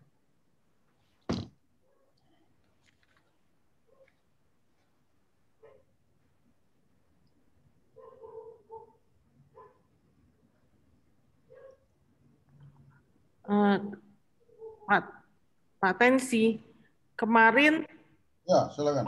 Katekese Monsinyur mengatakan tidak, maksudnya gini, hubungan suami istri, mungkin yang Pak Tensi ngomong mungkin itu kalau perkawinannya baru terjadi dan salah satu bohong kali ya Pak ya, bisa annulment ya Pak. Tapi Monsinyur kemarin mengatakan hubungan suami istri maksudnya setelah perkawinan ada masalah dengan hubungan suami istri secara biologis, tidak ujuk-ujuk boleh, maksudnya gereja memutuskan itu untuk diadakan perceraian gitu. Intinya kayak gitulah Pak. Oh ya, betul Bu. Jadi memang kasus-kasus yang terjadi setelah perkawinan sah, ya, itu tidak membatalkan. Yang kasus itu yang terjadi kalau orang berbohong tentang kemampuannya berhubungan, ya. Karena memang perkawinan itu sah kalau misalnya pihak laki-laki bisa berhubungan badan. Bukan berarti bukan soal mandul atau tidak. Jadi pokoknya bisa berhubungan badan, selesai. Apakah berhubungan badan itu harus menghasilkan atau tidak, itu tidak dikatakan oleh hukum kanon. Nah, kalau itu dia tidak mengatakan sebelumnya, ya kan harusnya dia tahu ya, atau sebelah juga harus tahu. Tapi ternyata dia bohong, itu bisa dianulir, ya. Karena itu syarat untuk bisa menikah. Tapi kalau syarat itu ditutupi, berarti syarat itu tidak terpenuhi. Makanya itu secara hukum bisa. Tapi memang mesti harus dibuktikan bahwa itu sudah ada sebelum perkawinan. Jangan sampai itu baru terjadi 5 tahun dia masih oke-oke, setelah tahun ke-6 baru dia nggak bisa. Itu tidak membatalkan perkawinan. Tapi yang ketidakmampuan itu sudah terjadi sebelum perkawinan. Itu yang mungkin saya klarifikasi. Terima kasih Bu. Ya, memang perlu klarifikasi di soal-soal itu. Ya. Iya, makasih. Kalau saya baru dengar tadi soalnya Pak. Ya, jadi kasusnya dibahas panjang lebar tentang hubungan suami istri itu seperti hubungan gereja dengan Tuhan Yesus. Jadi tidak semudah itu bisa diceraikan hanya karena setelah perkawinan misalnya sekian tahun salah satu suami atau istri ada hal tertentu yang tidak bisa melakukan hubungan suami istri, itu tidak dengan mudah itu dibatalkan gitu. Ya, itu pasti tidak. Pasti tidak itu. Jadi ini kondisi-kondisi sebelum perkawinan. Jadi kalau dia bisa membuktikan bahwa dulu sebelum menikah dia dipaksa untuk kawin. Sebelum menikah ternyata dia memang udah tidak mampu berhubungan. Kalau itu bisa dibuktikan, baru perkawinan itu dianggap tidak sah. Kira-kira itu. Mungkin saya bisa tambahkan, Pak Ustaz. Silakan. Jadi perkawinan Katolik yang sudah ratum konsumatum itu nggak boleh diceraikan. Tapi perkawinan yang Katolik yang sah tapi belum disertai dengan persetubuhan suami istri itu masih boleh dibatalkan. Jadi kalau yang sudah ratum konsumatum itu apalagi itu secara sah Katolik itu tidak bisa dibatalkan. Tapi kalau perkawinan ketika disahkan di gereja Katolik tapi belum disertai persetubuhan dengan suami istri itu masih bisa diajukan pembatalan. Seperti itu. Intinya seperti itu. Dan seperti yang dikatakan Pak Horten, kalau kausanya itu sebelum perkawinan itu berbohong, misalnya ternyata dia suami itu dulu adalah narkoba, itu nantinya bisa diajukan pembatalan kalau memang mereka mau mengajukan pembatalan. Tapi pada dasarnya kalau orang-orang Katolik yang perkawinannya sudah ratum konsumatum itu tidak bisa dibatalkan. Demikian sih yang sepanjang yang saya tahu. Mungkin tambahkan sedikit, Pak. Ya, ratum itu maksudnya sudah ada upacara, konsumatum itu sudah lewat malam pertama lah. Jadi, otomatis kalau dia memang tidak mampu dari awal, nggak ada itu malam pertama. Ya, jadi itu sebenarnya konsekuensi aja. Oke, tapi ini lebih soal hukum gereja ya. Jadi ya, pokoknya sulit lah, ya sulit. Itu pun memang tergantung dari keuskupannya ya. Ada keuskupannya yang bisa cepat, ada keuskupan yang jauh lebih ketat dan lain sebagainya. Saya lihat ada variasi juga di situ. Ya. Tergantung dari kelengkapan berkasnya orang bilang. Ya. Karena timnya juga amat teliti ya, jangan lupa. Tidak mudah dalam gereja Katolik untuk soal ini. Ya. Ada pertanyaan lain? Silakan. Pak Horten. Ya, Ibu Lucy, ya, selamat malam. Ya, Pak Horten, saya ingin sedikit bertanya mengenai sebenarnya hal-hal apa sih yang melatar belakangi pria-pria ya, terutama di Perjanjian Lama lah ya. Sedikit juga ada juga di Perjanjian Baru, yang mereka itu melakukan poligami selain sistem patriarkal pada waktu itu, Pak Horten. Oke, terima kasih ya. Tentu budaya zaman itu saya lihat ini tentu demi survive ya. Jangan lupa kuantitas jumlah penduduk itu cukup menentukan satu suku atau keluarga besar itu survive. Ada tenaga kerja, ada tenaga tentara pasukan dan lain sebagainya, itu ditentukan oleh semakin banyaknya laki-laki. Semakin banyak tenaga kerja kalau ada banyak anak ya, termasuk para perempuan dan lain sebagainya.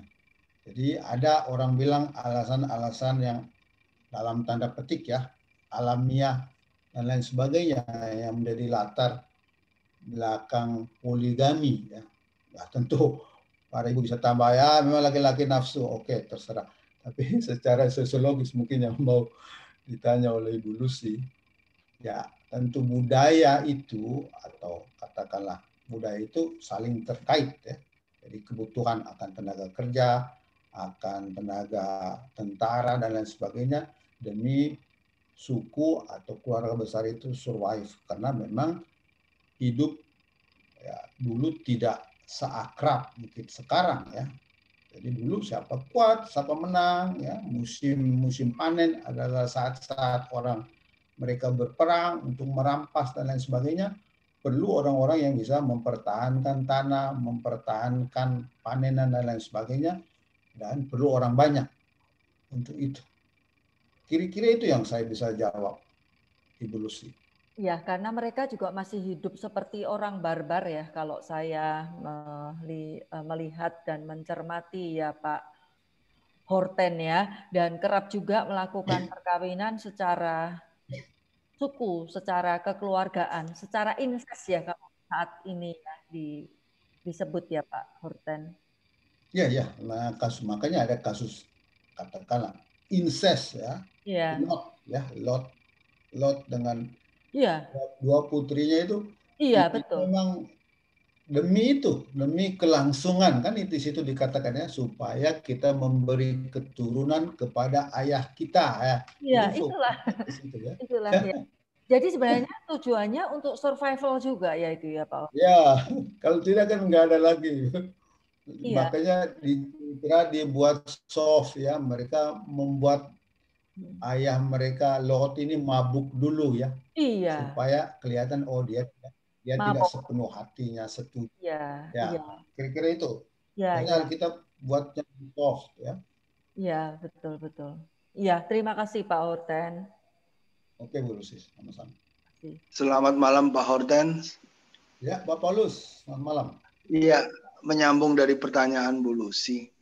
Kira-kira apakah dapat diketahui pergeseran dari contoh perkawinan poligami lalu menjadi monogamis, terutama diadopsi dalam kekristenan?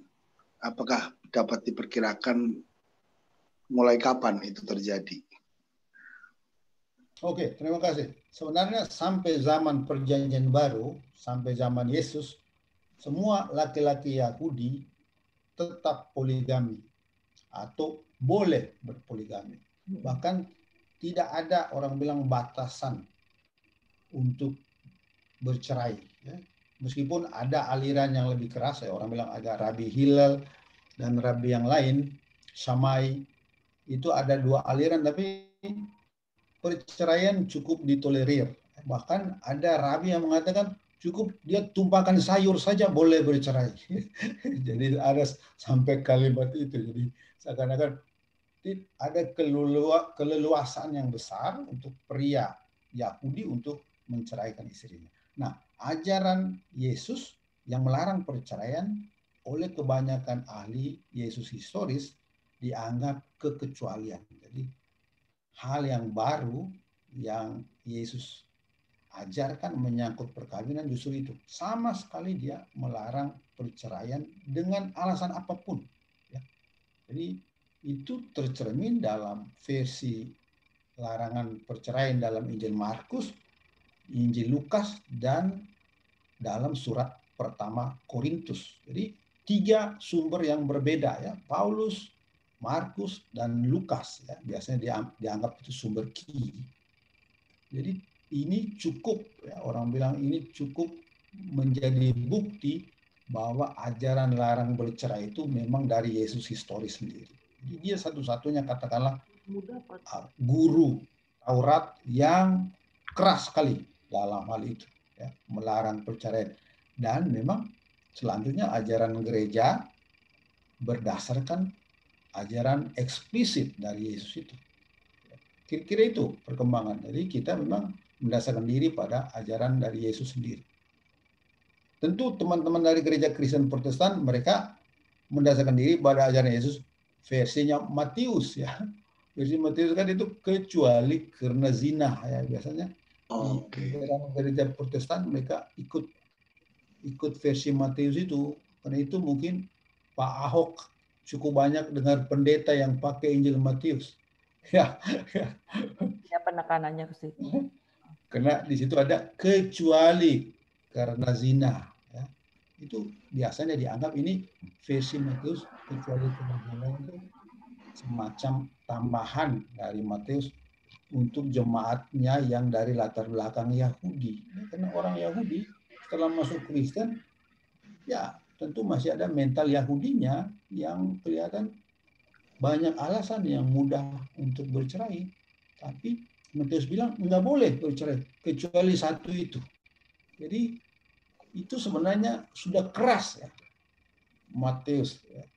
Cukup satu. Sebelumnya mereka kan bisa alasan apa aja untuk bercerai. Matius bilang nggak boleh bercerai dengan alasan apapun kecuali karena zina. Jadi apa yang dalam konteks historisnya sebenarnya itu pengetatan, sekarang orang lihat ini sebagai pelonggaran ya. Dan orang sering pakai itu kecualian dari Matius. Syukur gereja kita tidak mengikuti itu. Tidak ada alasan. Setelah tadi Bapak bilang ratum et consumatum, itu tidak ada lagi alasan untuk bercerai ya, kalau semua syarat-syarat sebelumnya terpenuhi. Kira-kira itu yang saya bisa jawab Pak Paulus. Oke, terima kasih Pak Dansi. Silakan Bapak Ibu yang mau bertanya lagi. Pak Horten, mau nanya Pak, kan kalau Yesus kan waktu itu, maksudnya bangsa Israel kan banyak yang maksudnya menyembah Allah yang lain gitu ya, dan itu digambarkan seperti berzinah gitu ya Pak. Kan kalau misalnya di kita itu misalnya perceraian diperbolehkan, maksudnya kalau berzinah gitu kan ya. Terus tapi itu menjadi landasan juga di tempat lain Pak. Maksudnya kalau kita sih mungkin enggak ya. Tapi maksudnya kan ada tokoh, misalnya saya sebut aja ya, misalnya Ahok gitu kan Pak. Itu kan waktu itu Pak, bacaannya kan yang itu. Tapi kalau menurut Pak Hortens itu sebenarnya dimanapun kan tidak dibenarkan ya Pak, walaupun di kitab suci kan kecuali zina gitu kan. Ya, gimana Pak kalau menurut Pak Hortens? Klarifikasi. Jadi yang ada kecuali kena zina itu hanya di Injil Matius, hanya di Injil Matius. Tapi Markus, Matius, Lukas, Paulus, Markus, Lukas dan Paulus itu sama sekali nggak ada kecualian. Jadi itu yang diikuti oleh gereja Katolik. Jadi perkawinan tidak boleh tapi memang ada gereja yang katakanlah memakai Injil Matius yang ada kecuali. Jadi ada gereja-gereja tertentu, meskipun kebanyakan gereja Protestan juga ketat, ya. Tapi ada yang melihat, ya ini di Matius ada kecuali kena zina. Makanya tadi saya komen, itu komentar saya aja ya, Bu ya. Mungkin Ahok dengar pendeta yang pakai itu Injil Matius, mungkin loh. Jadi saya komen aja, ya. Jadi tidak usah terlalu anggap serius itu, ya. Jadi, tapi pada intinya ajaran Yesus adalah tidak boleh bercerai dengan alasan apapun. Itu yang dipertahankan oleh hukum Katolik. Saya kira itu inti yang patut kita lihat. Kasus-kasus tertentu kan kita tidak tahu. Tadi Ahok tuh hanya komen aja, komen. Tentu dia mungkin alasan lain, mungkin juga dia tidak perlu dengar Injil Matius, saya nggak tahu. Ya. Tapi itu hanya komen aja. Ya. Ini tapi kalau secara umum enggak. Ya Pak. Tidak, kalau ajaran gereja resmi kan enggak. Kita tidak ikut itu kecuali yang dalam Injil Matius. Jadi titik, tidak ada kecualinya.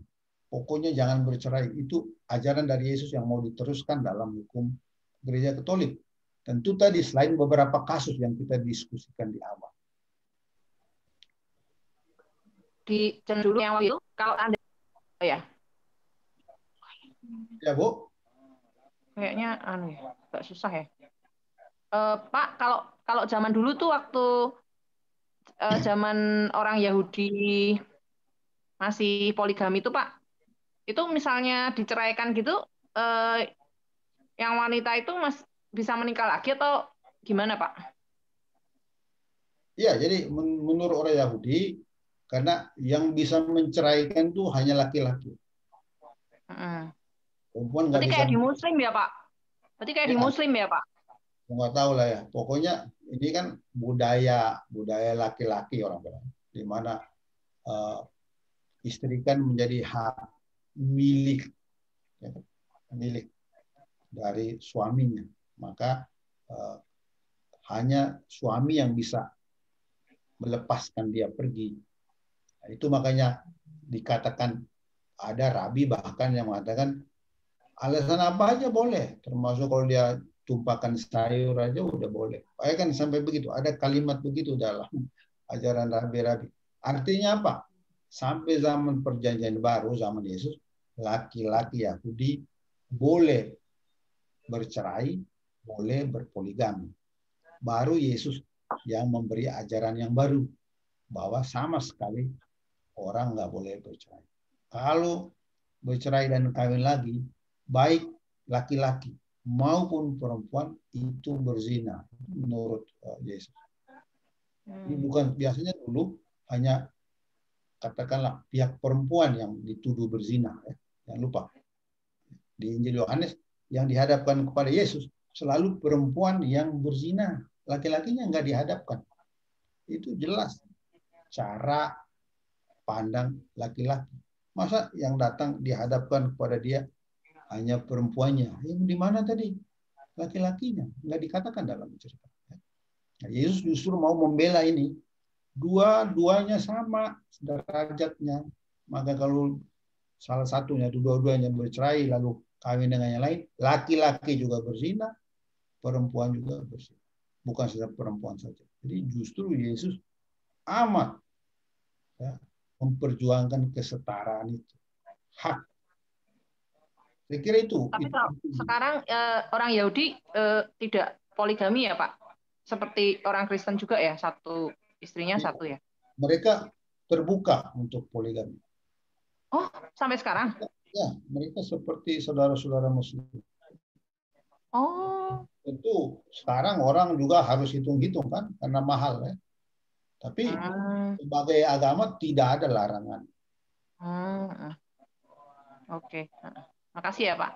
Oke. Pak Tensi, ini ada yang menyambung pertanyaan di Ibu Santi Herawati di chat, menyambung pertanyaan tentang pembatalan pernikahan. Ada juga yang permohonan anulasi dikabulkan karena pasangannya sudah pergi dan menikah terlebih dahulu dengan orang lain. Apakah itu salah satu pertimbangan untuk anulasi? Biasanya itu kasus khusus ya. Ya. Biasanya kasus khusus yang disebut privilegium petrum ya. Begini, jadi tergantung. Misalnya ada perkawinan campuran, misalnya sebelumnya ada perkawinan seorang Katolik dengan pasangan yang tidak seiman, terutama dari misalnya dari pihak Muslim. Kemudian pihak Muslim itu yang pergi. Dalam hal seperti itu bisa, ya.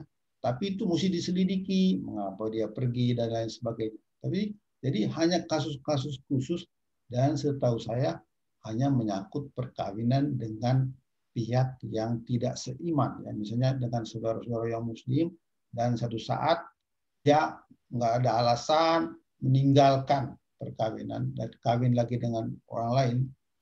Di situ ada kemungkinan itu diselidiki untuk anulasi. Bukan perkawinan antara dua yang beriman Katolik misalnya, saat dia lari itu tetap ya. Udah terikat. Ya. Sehingga saya itu hanya berlaku untuk perkawinan campur. Ya. Karena kalau dua-duanya Katolik, pernah nikah resmi, tidak ada hal-hal khusus sebelum perkawinan, itu hampir pasti tidak bisa.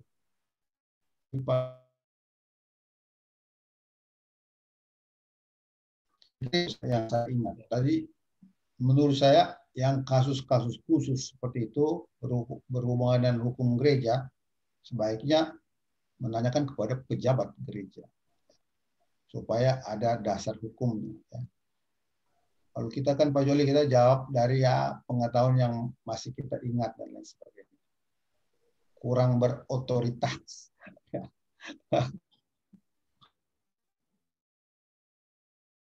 Oke. Ada lagi Pak Ibu?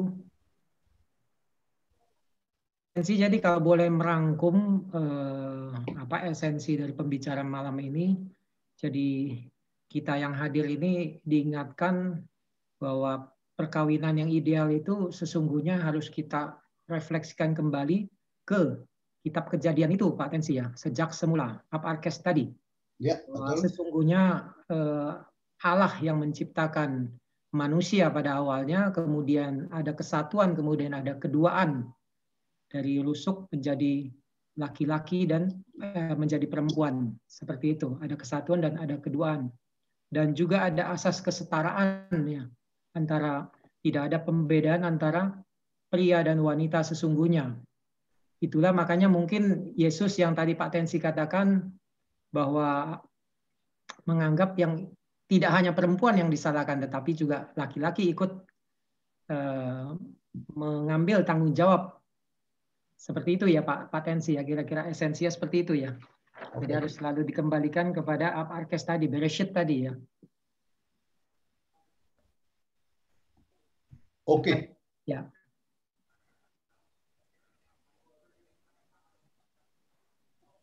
Ada lagi mungkin yang Pak Tensi mau tambahkan? Atau Bapak Ibu mungkin ada yang mau mengomentari atau melanjutkan pertanyaannya? Pak, kalau tadi kan itu kan berhubungan dengan orang yang meninggalkan dan pergi kawin lagi. Tapi Ya, kalau Ibu. misalkan kalau orang yang meninggal gimana? Tadi kayaknya saya belum dengar bahasan soal orang meninggal. Boleh apa enggak? Oh, kalau meninggal kan boleh, Bu. Kan itu perkawinan sampai wafat. Kan? Kalau salah satu wafat, ya otomatis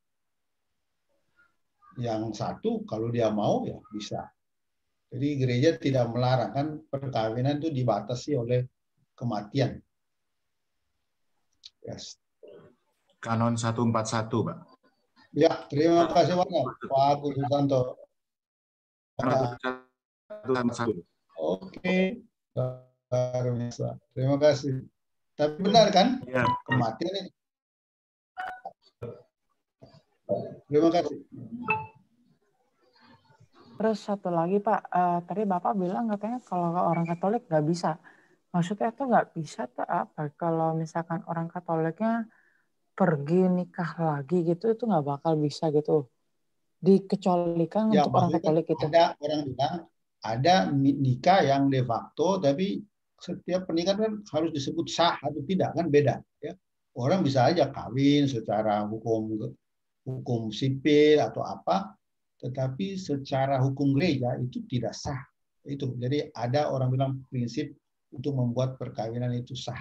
Bahwa orang bisa kawin lagi itu kan tidak bisa gereja dilarang, tapi secara sah gereja ini itu tidak sah. Kira-kira itu. Jadi ada orang bilang legalitasnya tidak memenuhi. Itu yang kita bicarakan. Bahwa orang bisa aja dia tanpa diam-diam dia kawin lagi, dia bisa aja, tetapi dia tidak sah.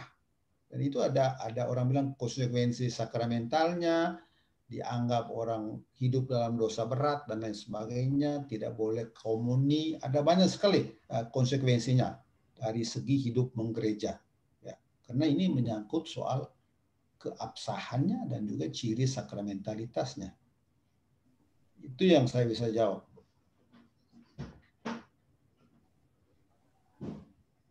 Makasih Pak. Pak Tensi, ini mungkin ada chat satu lagi masuk dari Ibu Lina Handoyo. Pak Tensi, banyak perkawinan kedua yang dijalankan lebih bahagia atau harmonis. Sedangkan perkawinan yang pertamanya kurang cocok. Bagaimana menurut gereja kalau seperti itu? Itu tadi yang saya jawab berkaitan dengan itu ya. Jadi gereja kan bicara tentang keabsahan perkawinan. Tentu tidak bisa disangkal ya, ada suasana-suasana baru, ada kebahagiaan baru, tapi gereja mesti ada semacam aturan ya. Bayangkan kalau pakai kriteria yang itu ya siapa tahu perkawinan kedua lebih bahagia dari perkawinan pertama. Itu kalau demi itu gereja mesti melonggarkan, orang bilang kriteria atau aturan, itu akan susah ya. Tentu gereja tetap harus menekankan bahwa ajaran resmi ini, hukum gereja Katolik ini, macam itu. Ada kasus-kasus atau kondisi-kondisi dalam hidup berkeluarga yang membuat keluarga itu sulit atau menderita, atau misalnya suaminya pukul terus ya. Saya pernah dengar ada kasus di mana dipukul terus istrinya bertahun-tahun, ya itu memang mesti diselesaikan dengan gerejanya ya, mesti dibicarakan di gereja lokal. Selalu ada orang bilang penyelesaian yang tepat ya. Tentu gereja tidak pernah terlalu kaku ya, seingat saya ya. Jadi itu makanya tadi saya tergantung sekali dengan keuskupannya. Kalau kasusnya dibicarakan dengan transparan, banyak saksi mata, itu kasus-kasus tertentu gereja juga mempertimbangkan kebahagiaan ya, suami istri ya. Karena harmonisasi itulah yang membuat perkawinan itu menjadi simbol hubungan Yesus dan gereja. Bagaimana hubungan Yesus dan gereja bisa disimbolkan dengan keluarga yang berhantam tiap hari ya. Kira-kira itu selalu menjadi pertimbangan dalam pengambilan keputusan. Tapi selalu ada prinsip dasar kan dalam hidup menggereja, dan prinsip dasar inilah yang mau dijamin oleh hukum gereja. Ya. Tapi gereja tidak hanya diatur oleh hukum ya, ada banyak moral, ada banyak pertimbangan pastoral dan lain sebagainya yang biasanya menentukan keputusan akhir yang diambil.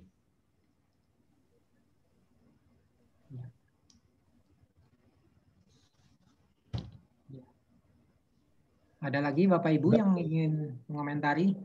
Saya ingin mengomentari, Pak. Iya, silakan. Dari pengalaman saya kebetulan kan menangani keluarga di seksi pengasuhan keluarga. Banyak masalah-masalah di dalam keluarga pasangan suami istri itu lebih banyak soal relasi dan komunikasi. Tapi banyak pasangan-pasangan muda yang kita temuin itu mengambil jalan pintas. Kebetulan kan kita memang menangani MRT di paroki ya. Dan kemudian 2 tahun yang berselang itu ada 2 anak muda yang kontak saya. Mau minta bercerai, urusannya ternyata urusan sepele saja soal komunikasi. Jadi kadang-kadang masalah-masalah komunikasi, masalah relasi itu kemudian mereka ngambil jalan pintas, mau cerai aja. Karena masing-masing mungkin sudah punya ekonomi yang bisa menghidupi sendiri. Anak-anak muda cenderung begitu, cari jalan pintas. Yang kita sering lihat begitu, Pak Tensi. Jadi selain KDRT ya yang tadi dikemukakan, nah ini yang banyak mewarnai hari-hari perkawinan suami istri, soal kecocokan dan sebagainya. Mengapa dari dulu tidak diketahui kok baru sekarang mau cerai? Bahkan saya pernah menerima sebuah konsultasi orang yang sudah umurnya mau 65. Lakinya 70, persoalan mau merokoknya aja yang dipersoalkan, dia mau minta cerai. Bayangkan mengapa tidak mengingat masa-masa indah dulu, masa pacaran dan sebagainya, diingat masa-masa sekarang soal merokok dan jarang mandi dan sebagainya. Itu kadang-kadang soal-soal sepele seperti itu, Pak Tensi, yang mungkin perlu kita sampaikan. Jadi bukan melulu soal KDRT dan sebagainya ya, atau menikah karena penyelewengan dan sebagainya lakinya. Tapi warna-warna soal relasi dan komunikasi ini banyak mewarnai relasi pasangan suami istri yang mau bercerai sekarang ini. Itu aja sih yang kita tambahkan. Terima kasih. Terima kasih Pak Agus.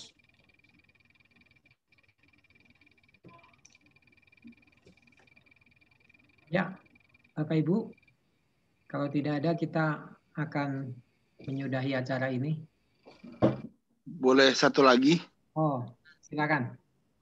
Pak Tensi, kalau tadi dikatakan bahwa Yesus tidak pernah menghendaki perceraian, apakah dapat dikatakan bahwa kalau orang berpoligami nambah istrinya, itu boleh? Kenapa? Jikalau tadi Pak Tensi mengatakan Yesus tidak menghendaki perceraian,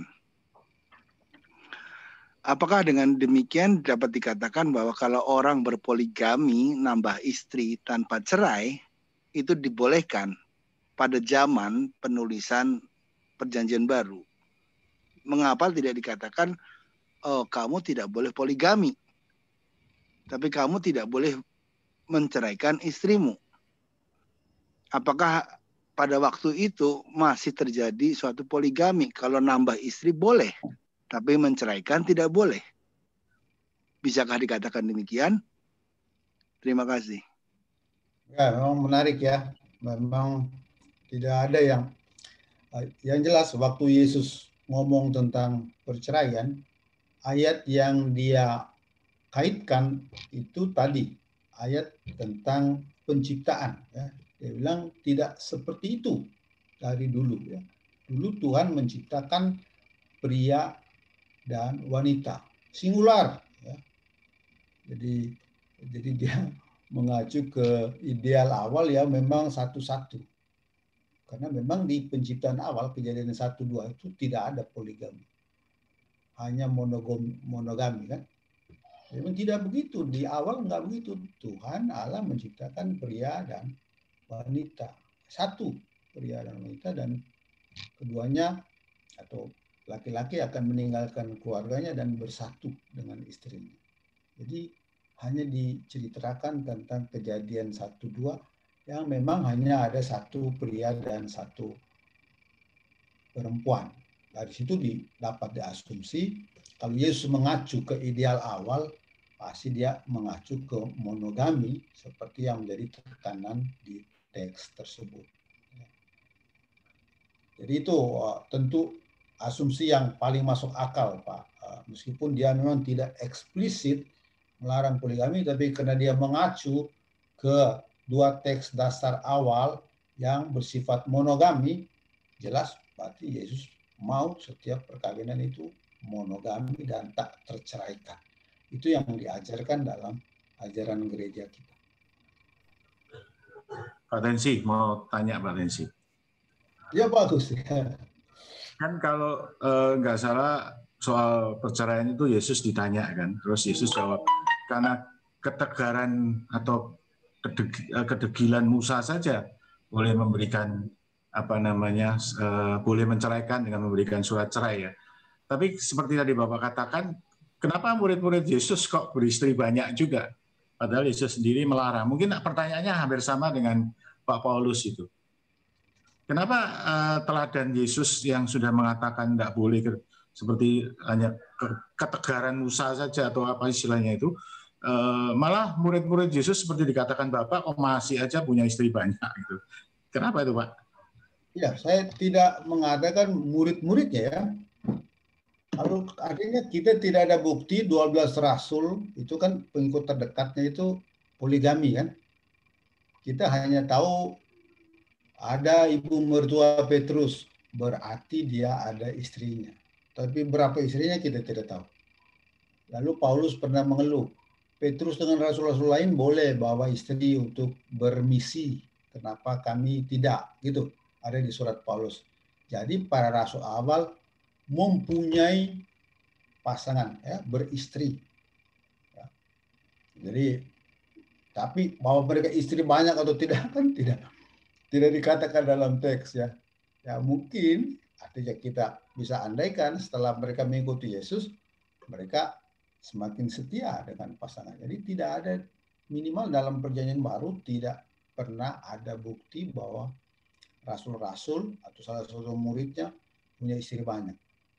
Tetapi memang orang Yahudi boleh, ya, agama tidak melarang untuk beristri lebih dari satu. Ya, tapi begitu mereka menjadi pengikut Yesus, hampir pasti, terutama 12 itu ya, 12 pengikutnya pasti akan mengikuti ajarannya. Kalau Yesus radikal mengatakan tinggalkan perahu dan ayah ibumu, itu yang terjadi waktu mereka dipanggil. Ya, pasti mereka juga ikut ajaran Yesus untuk monogami, ya, atau untuk setia dengan istrinya. Ya, jangan lupa, tidak semua yang diizinkan oleh agama mereka lakukan, karena poligami juga mengandaikan kekayaan dan lain sebagainya. Untuk para nelayan mungkin susah. Ya, jadi kita juga pertimbangan itu, bahwa agama Yahudi membolehkan tidak berarti semua orang Yahudi berpoligami. Dan itu tidak ada bukti dalam perjanjian baru para rasul dan muridnya itu berpoligami. Ya. Kira-kira itu yang saya bisa jawab, Pak Agus. Karena memang kita ketiadaan data perjanjian baru soal itu. Terima kasih, Pak. Ya, rasanya cukup sudah, waktunya sudah ini. Oke, Pak Joli. Saya boleh nambahkan nggak, Pak? Tadi saya pengen nambahin deh buat Pak Paulus itu. Oke, silakan, Bu. Mau bantu jawab dikit.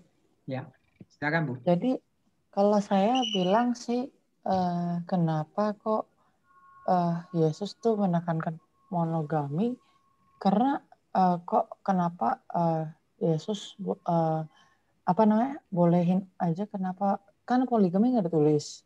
Boleh nggak mendua? Tapi kalau saya bilang, kan Tuhan Yesus saja menyatakan diri dalam perkawinan itu sebagai sakramen. Jadi melambangkan Kristus dengan gerejanya. Kalau misalkan kita mendua, berarti kita kan menduakan Kristus gitu kan. Maaf, ini nggak tahu benar apa salah ya. tapi kesannya seperti itu gitu loh. Jadi kayaknya itu kan kita sendiri mau nggak diduakan gitu loh. Itu menurut pandangan saya ya gitu. Makanya kenapa monogami. Gak tahu menurut Pak siapa? Pak Hortensius gimana? Itu aja Pak, makasih. Ya Pak, Ibu, terima kasih banyak. Ya memang itu ajaran Paulus ya tentang relasi Kristus dalam gereja itu disimpulkan dalam relasi suami istri. Ya, yang penting untuk Yesus selalu gitu. Pola Yesus selalu jelas. Untuk prinsip-prinsip dasar Yesus tegas sekali. Amat tegas. Tetapi dia juga memberikan pengampunan yang berlimpah ya. Tiap kali dia mengampuni pendosa dia punya katakan itu ya. Pergilah, jangan berbuat dosa lagi, tapi dia tidak lempar batu kepada perempuan yang berzina misalnya. Jadi selalu pola Yesus dalam Injil itu. Prinsip ideal itu tegas dan jelas. Ya. Kalau ada kejatuhan, kalau ada kekeliruan, disediakan pengampunan. Ya, tentu kita tahu ya, dia orang bilang anak Allah sendiri, dia tahu kelemahan setiap manusia, tapi Yesus paling keras dalam prinsip-prinsip dasar ya. Soal kasih, soal hidup perkawinan, soal dosa, soal perzinahan, prinsipnya dia tetap tegaskan. Tetapi ada kasus-kasus kejatuhan, kekeliruan manusia, kelemahan manusia, Yesus tetap menyediakan pengampunan. Itu selalu menjadi sikap dari gereja juga. Gereja Katolik tetap tegas dalam ajaran-ajaran itu yang tidak ditawar-tawarkan, tapi selalu ada orang bilang pendekatan-pendekatan pastoral dalam mencapai kata akhir dalam solusi-solusi konflik. Itu semacam kesimpulan dari saya, Pak Joli. Terima kasih tadi komentar tambahan dari Pak Cindy. Malam Pak Tensi, saya sedikit agak mau ini ya penjelasan Pak Tensi malam ini sepertinya saya punya satu sudut pandang yang baru. Kalau selama ini kan kita selalu berpikir dua itu menjadi satu. Kenapa kalau dua itu menjadi satu kan pasti akan sulit gitu kan? Pasti ada keringanan-keringanan, pengecualian ya maklum gitu kan? Karena dua itu menjadi satu itu nggak mudah. Tapi kalau dari penjelasan Pak Tensi, pada awalnya itu kan manusia perkawinan yang ideal itu sesungguhnya Allah sendiri gitu. Dia menciptakan dari satu manusia, di mana diambil menjadi manusia yang lain. Jadi sebenarnya itu satu gitu. Mulanya satu dan terus akan menjadi satu. Dan ini pengertian yang menurut saya menangkapnya jadi agak berbeda. Kalau memang kita manusia sekarang menangkap perkawinan itu satu dan selamanya berasal dari satu dan selamanya terus menjadi satu, itu orang akan berpikir beribu-ribu kali untuk melakukan penceraian gitu ya, bercerai. Apalagi untuk hal-hal yang cuman simple, cuman karena merokok, terus gitu yang tadi Pak Agus bilang. Rasanya itu akan menjadi sangat berpikir berulang-ulang orang. Tapi karena pengertian kita selama ini kan karena manusia itu dua.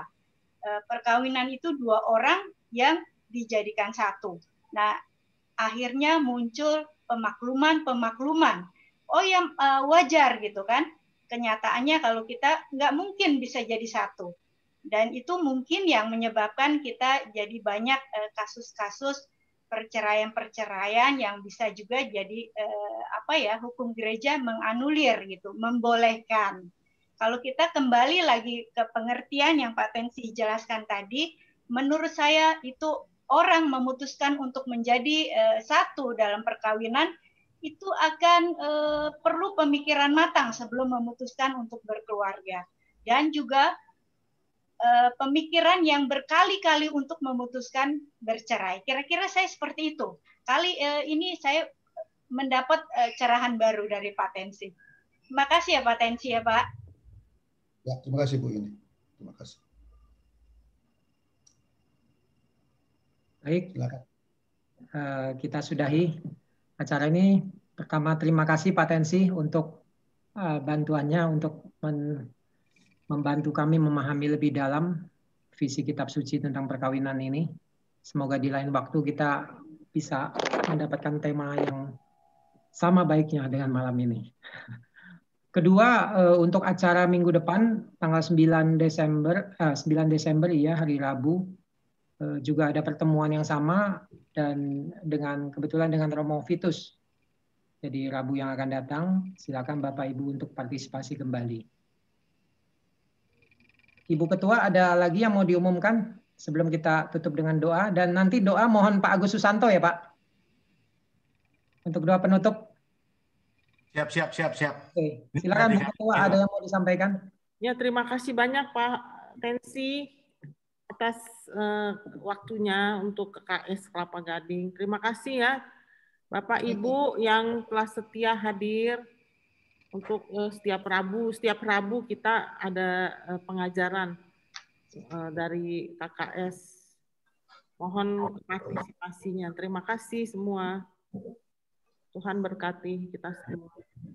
Silakan foto Pak. bersama kali ya, foto bersama dulu. Oh, foto bersama dulu. Iya. Tolong nyalakan semuanya videonya.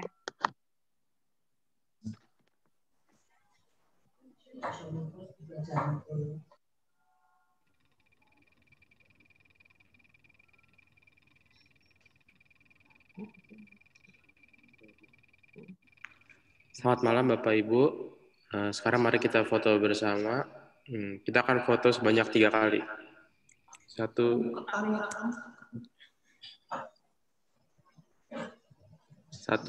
2, 3. 1, 2, 3. Sekarang yang terakhir. Terima kasih. Ya, mari.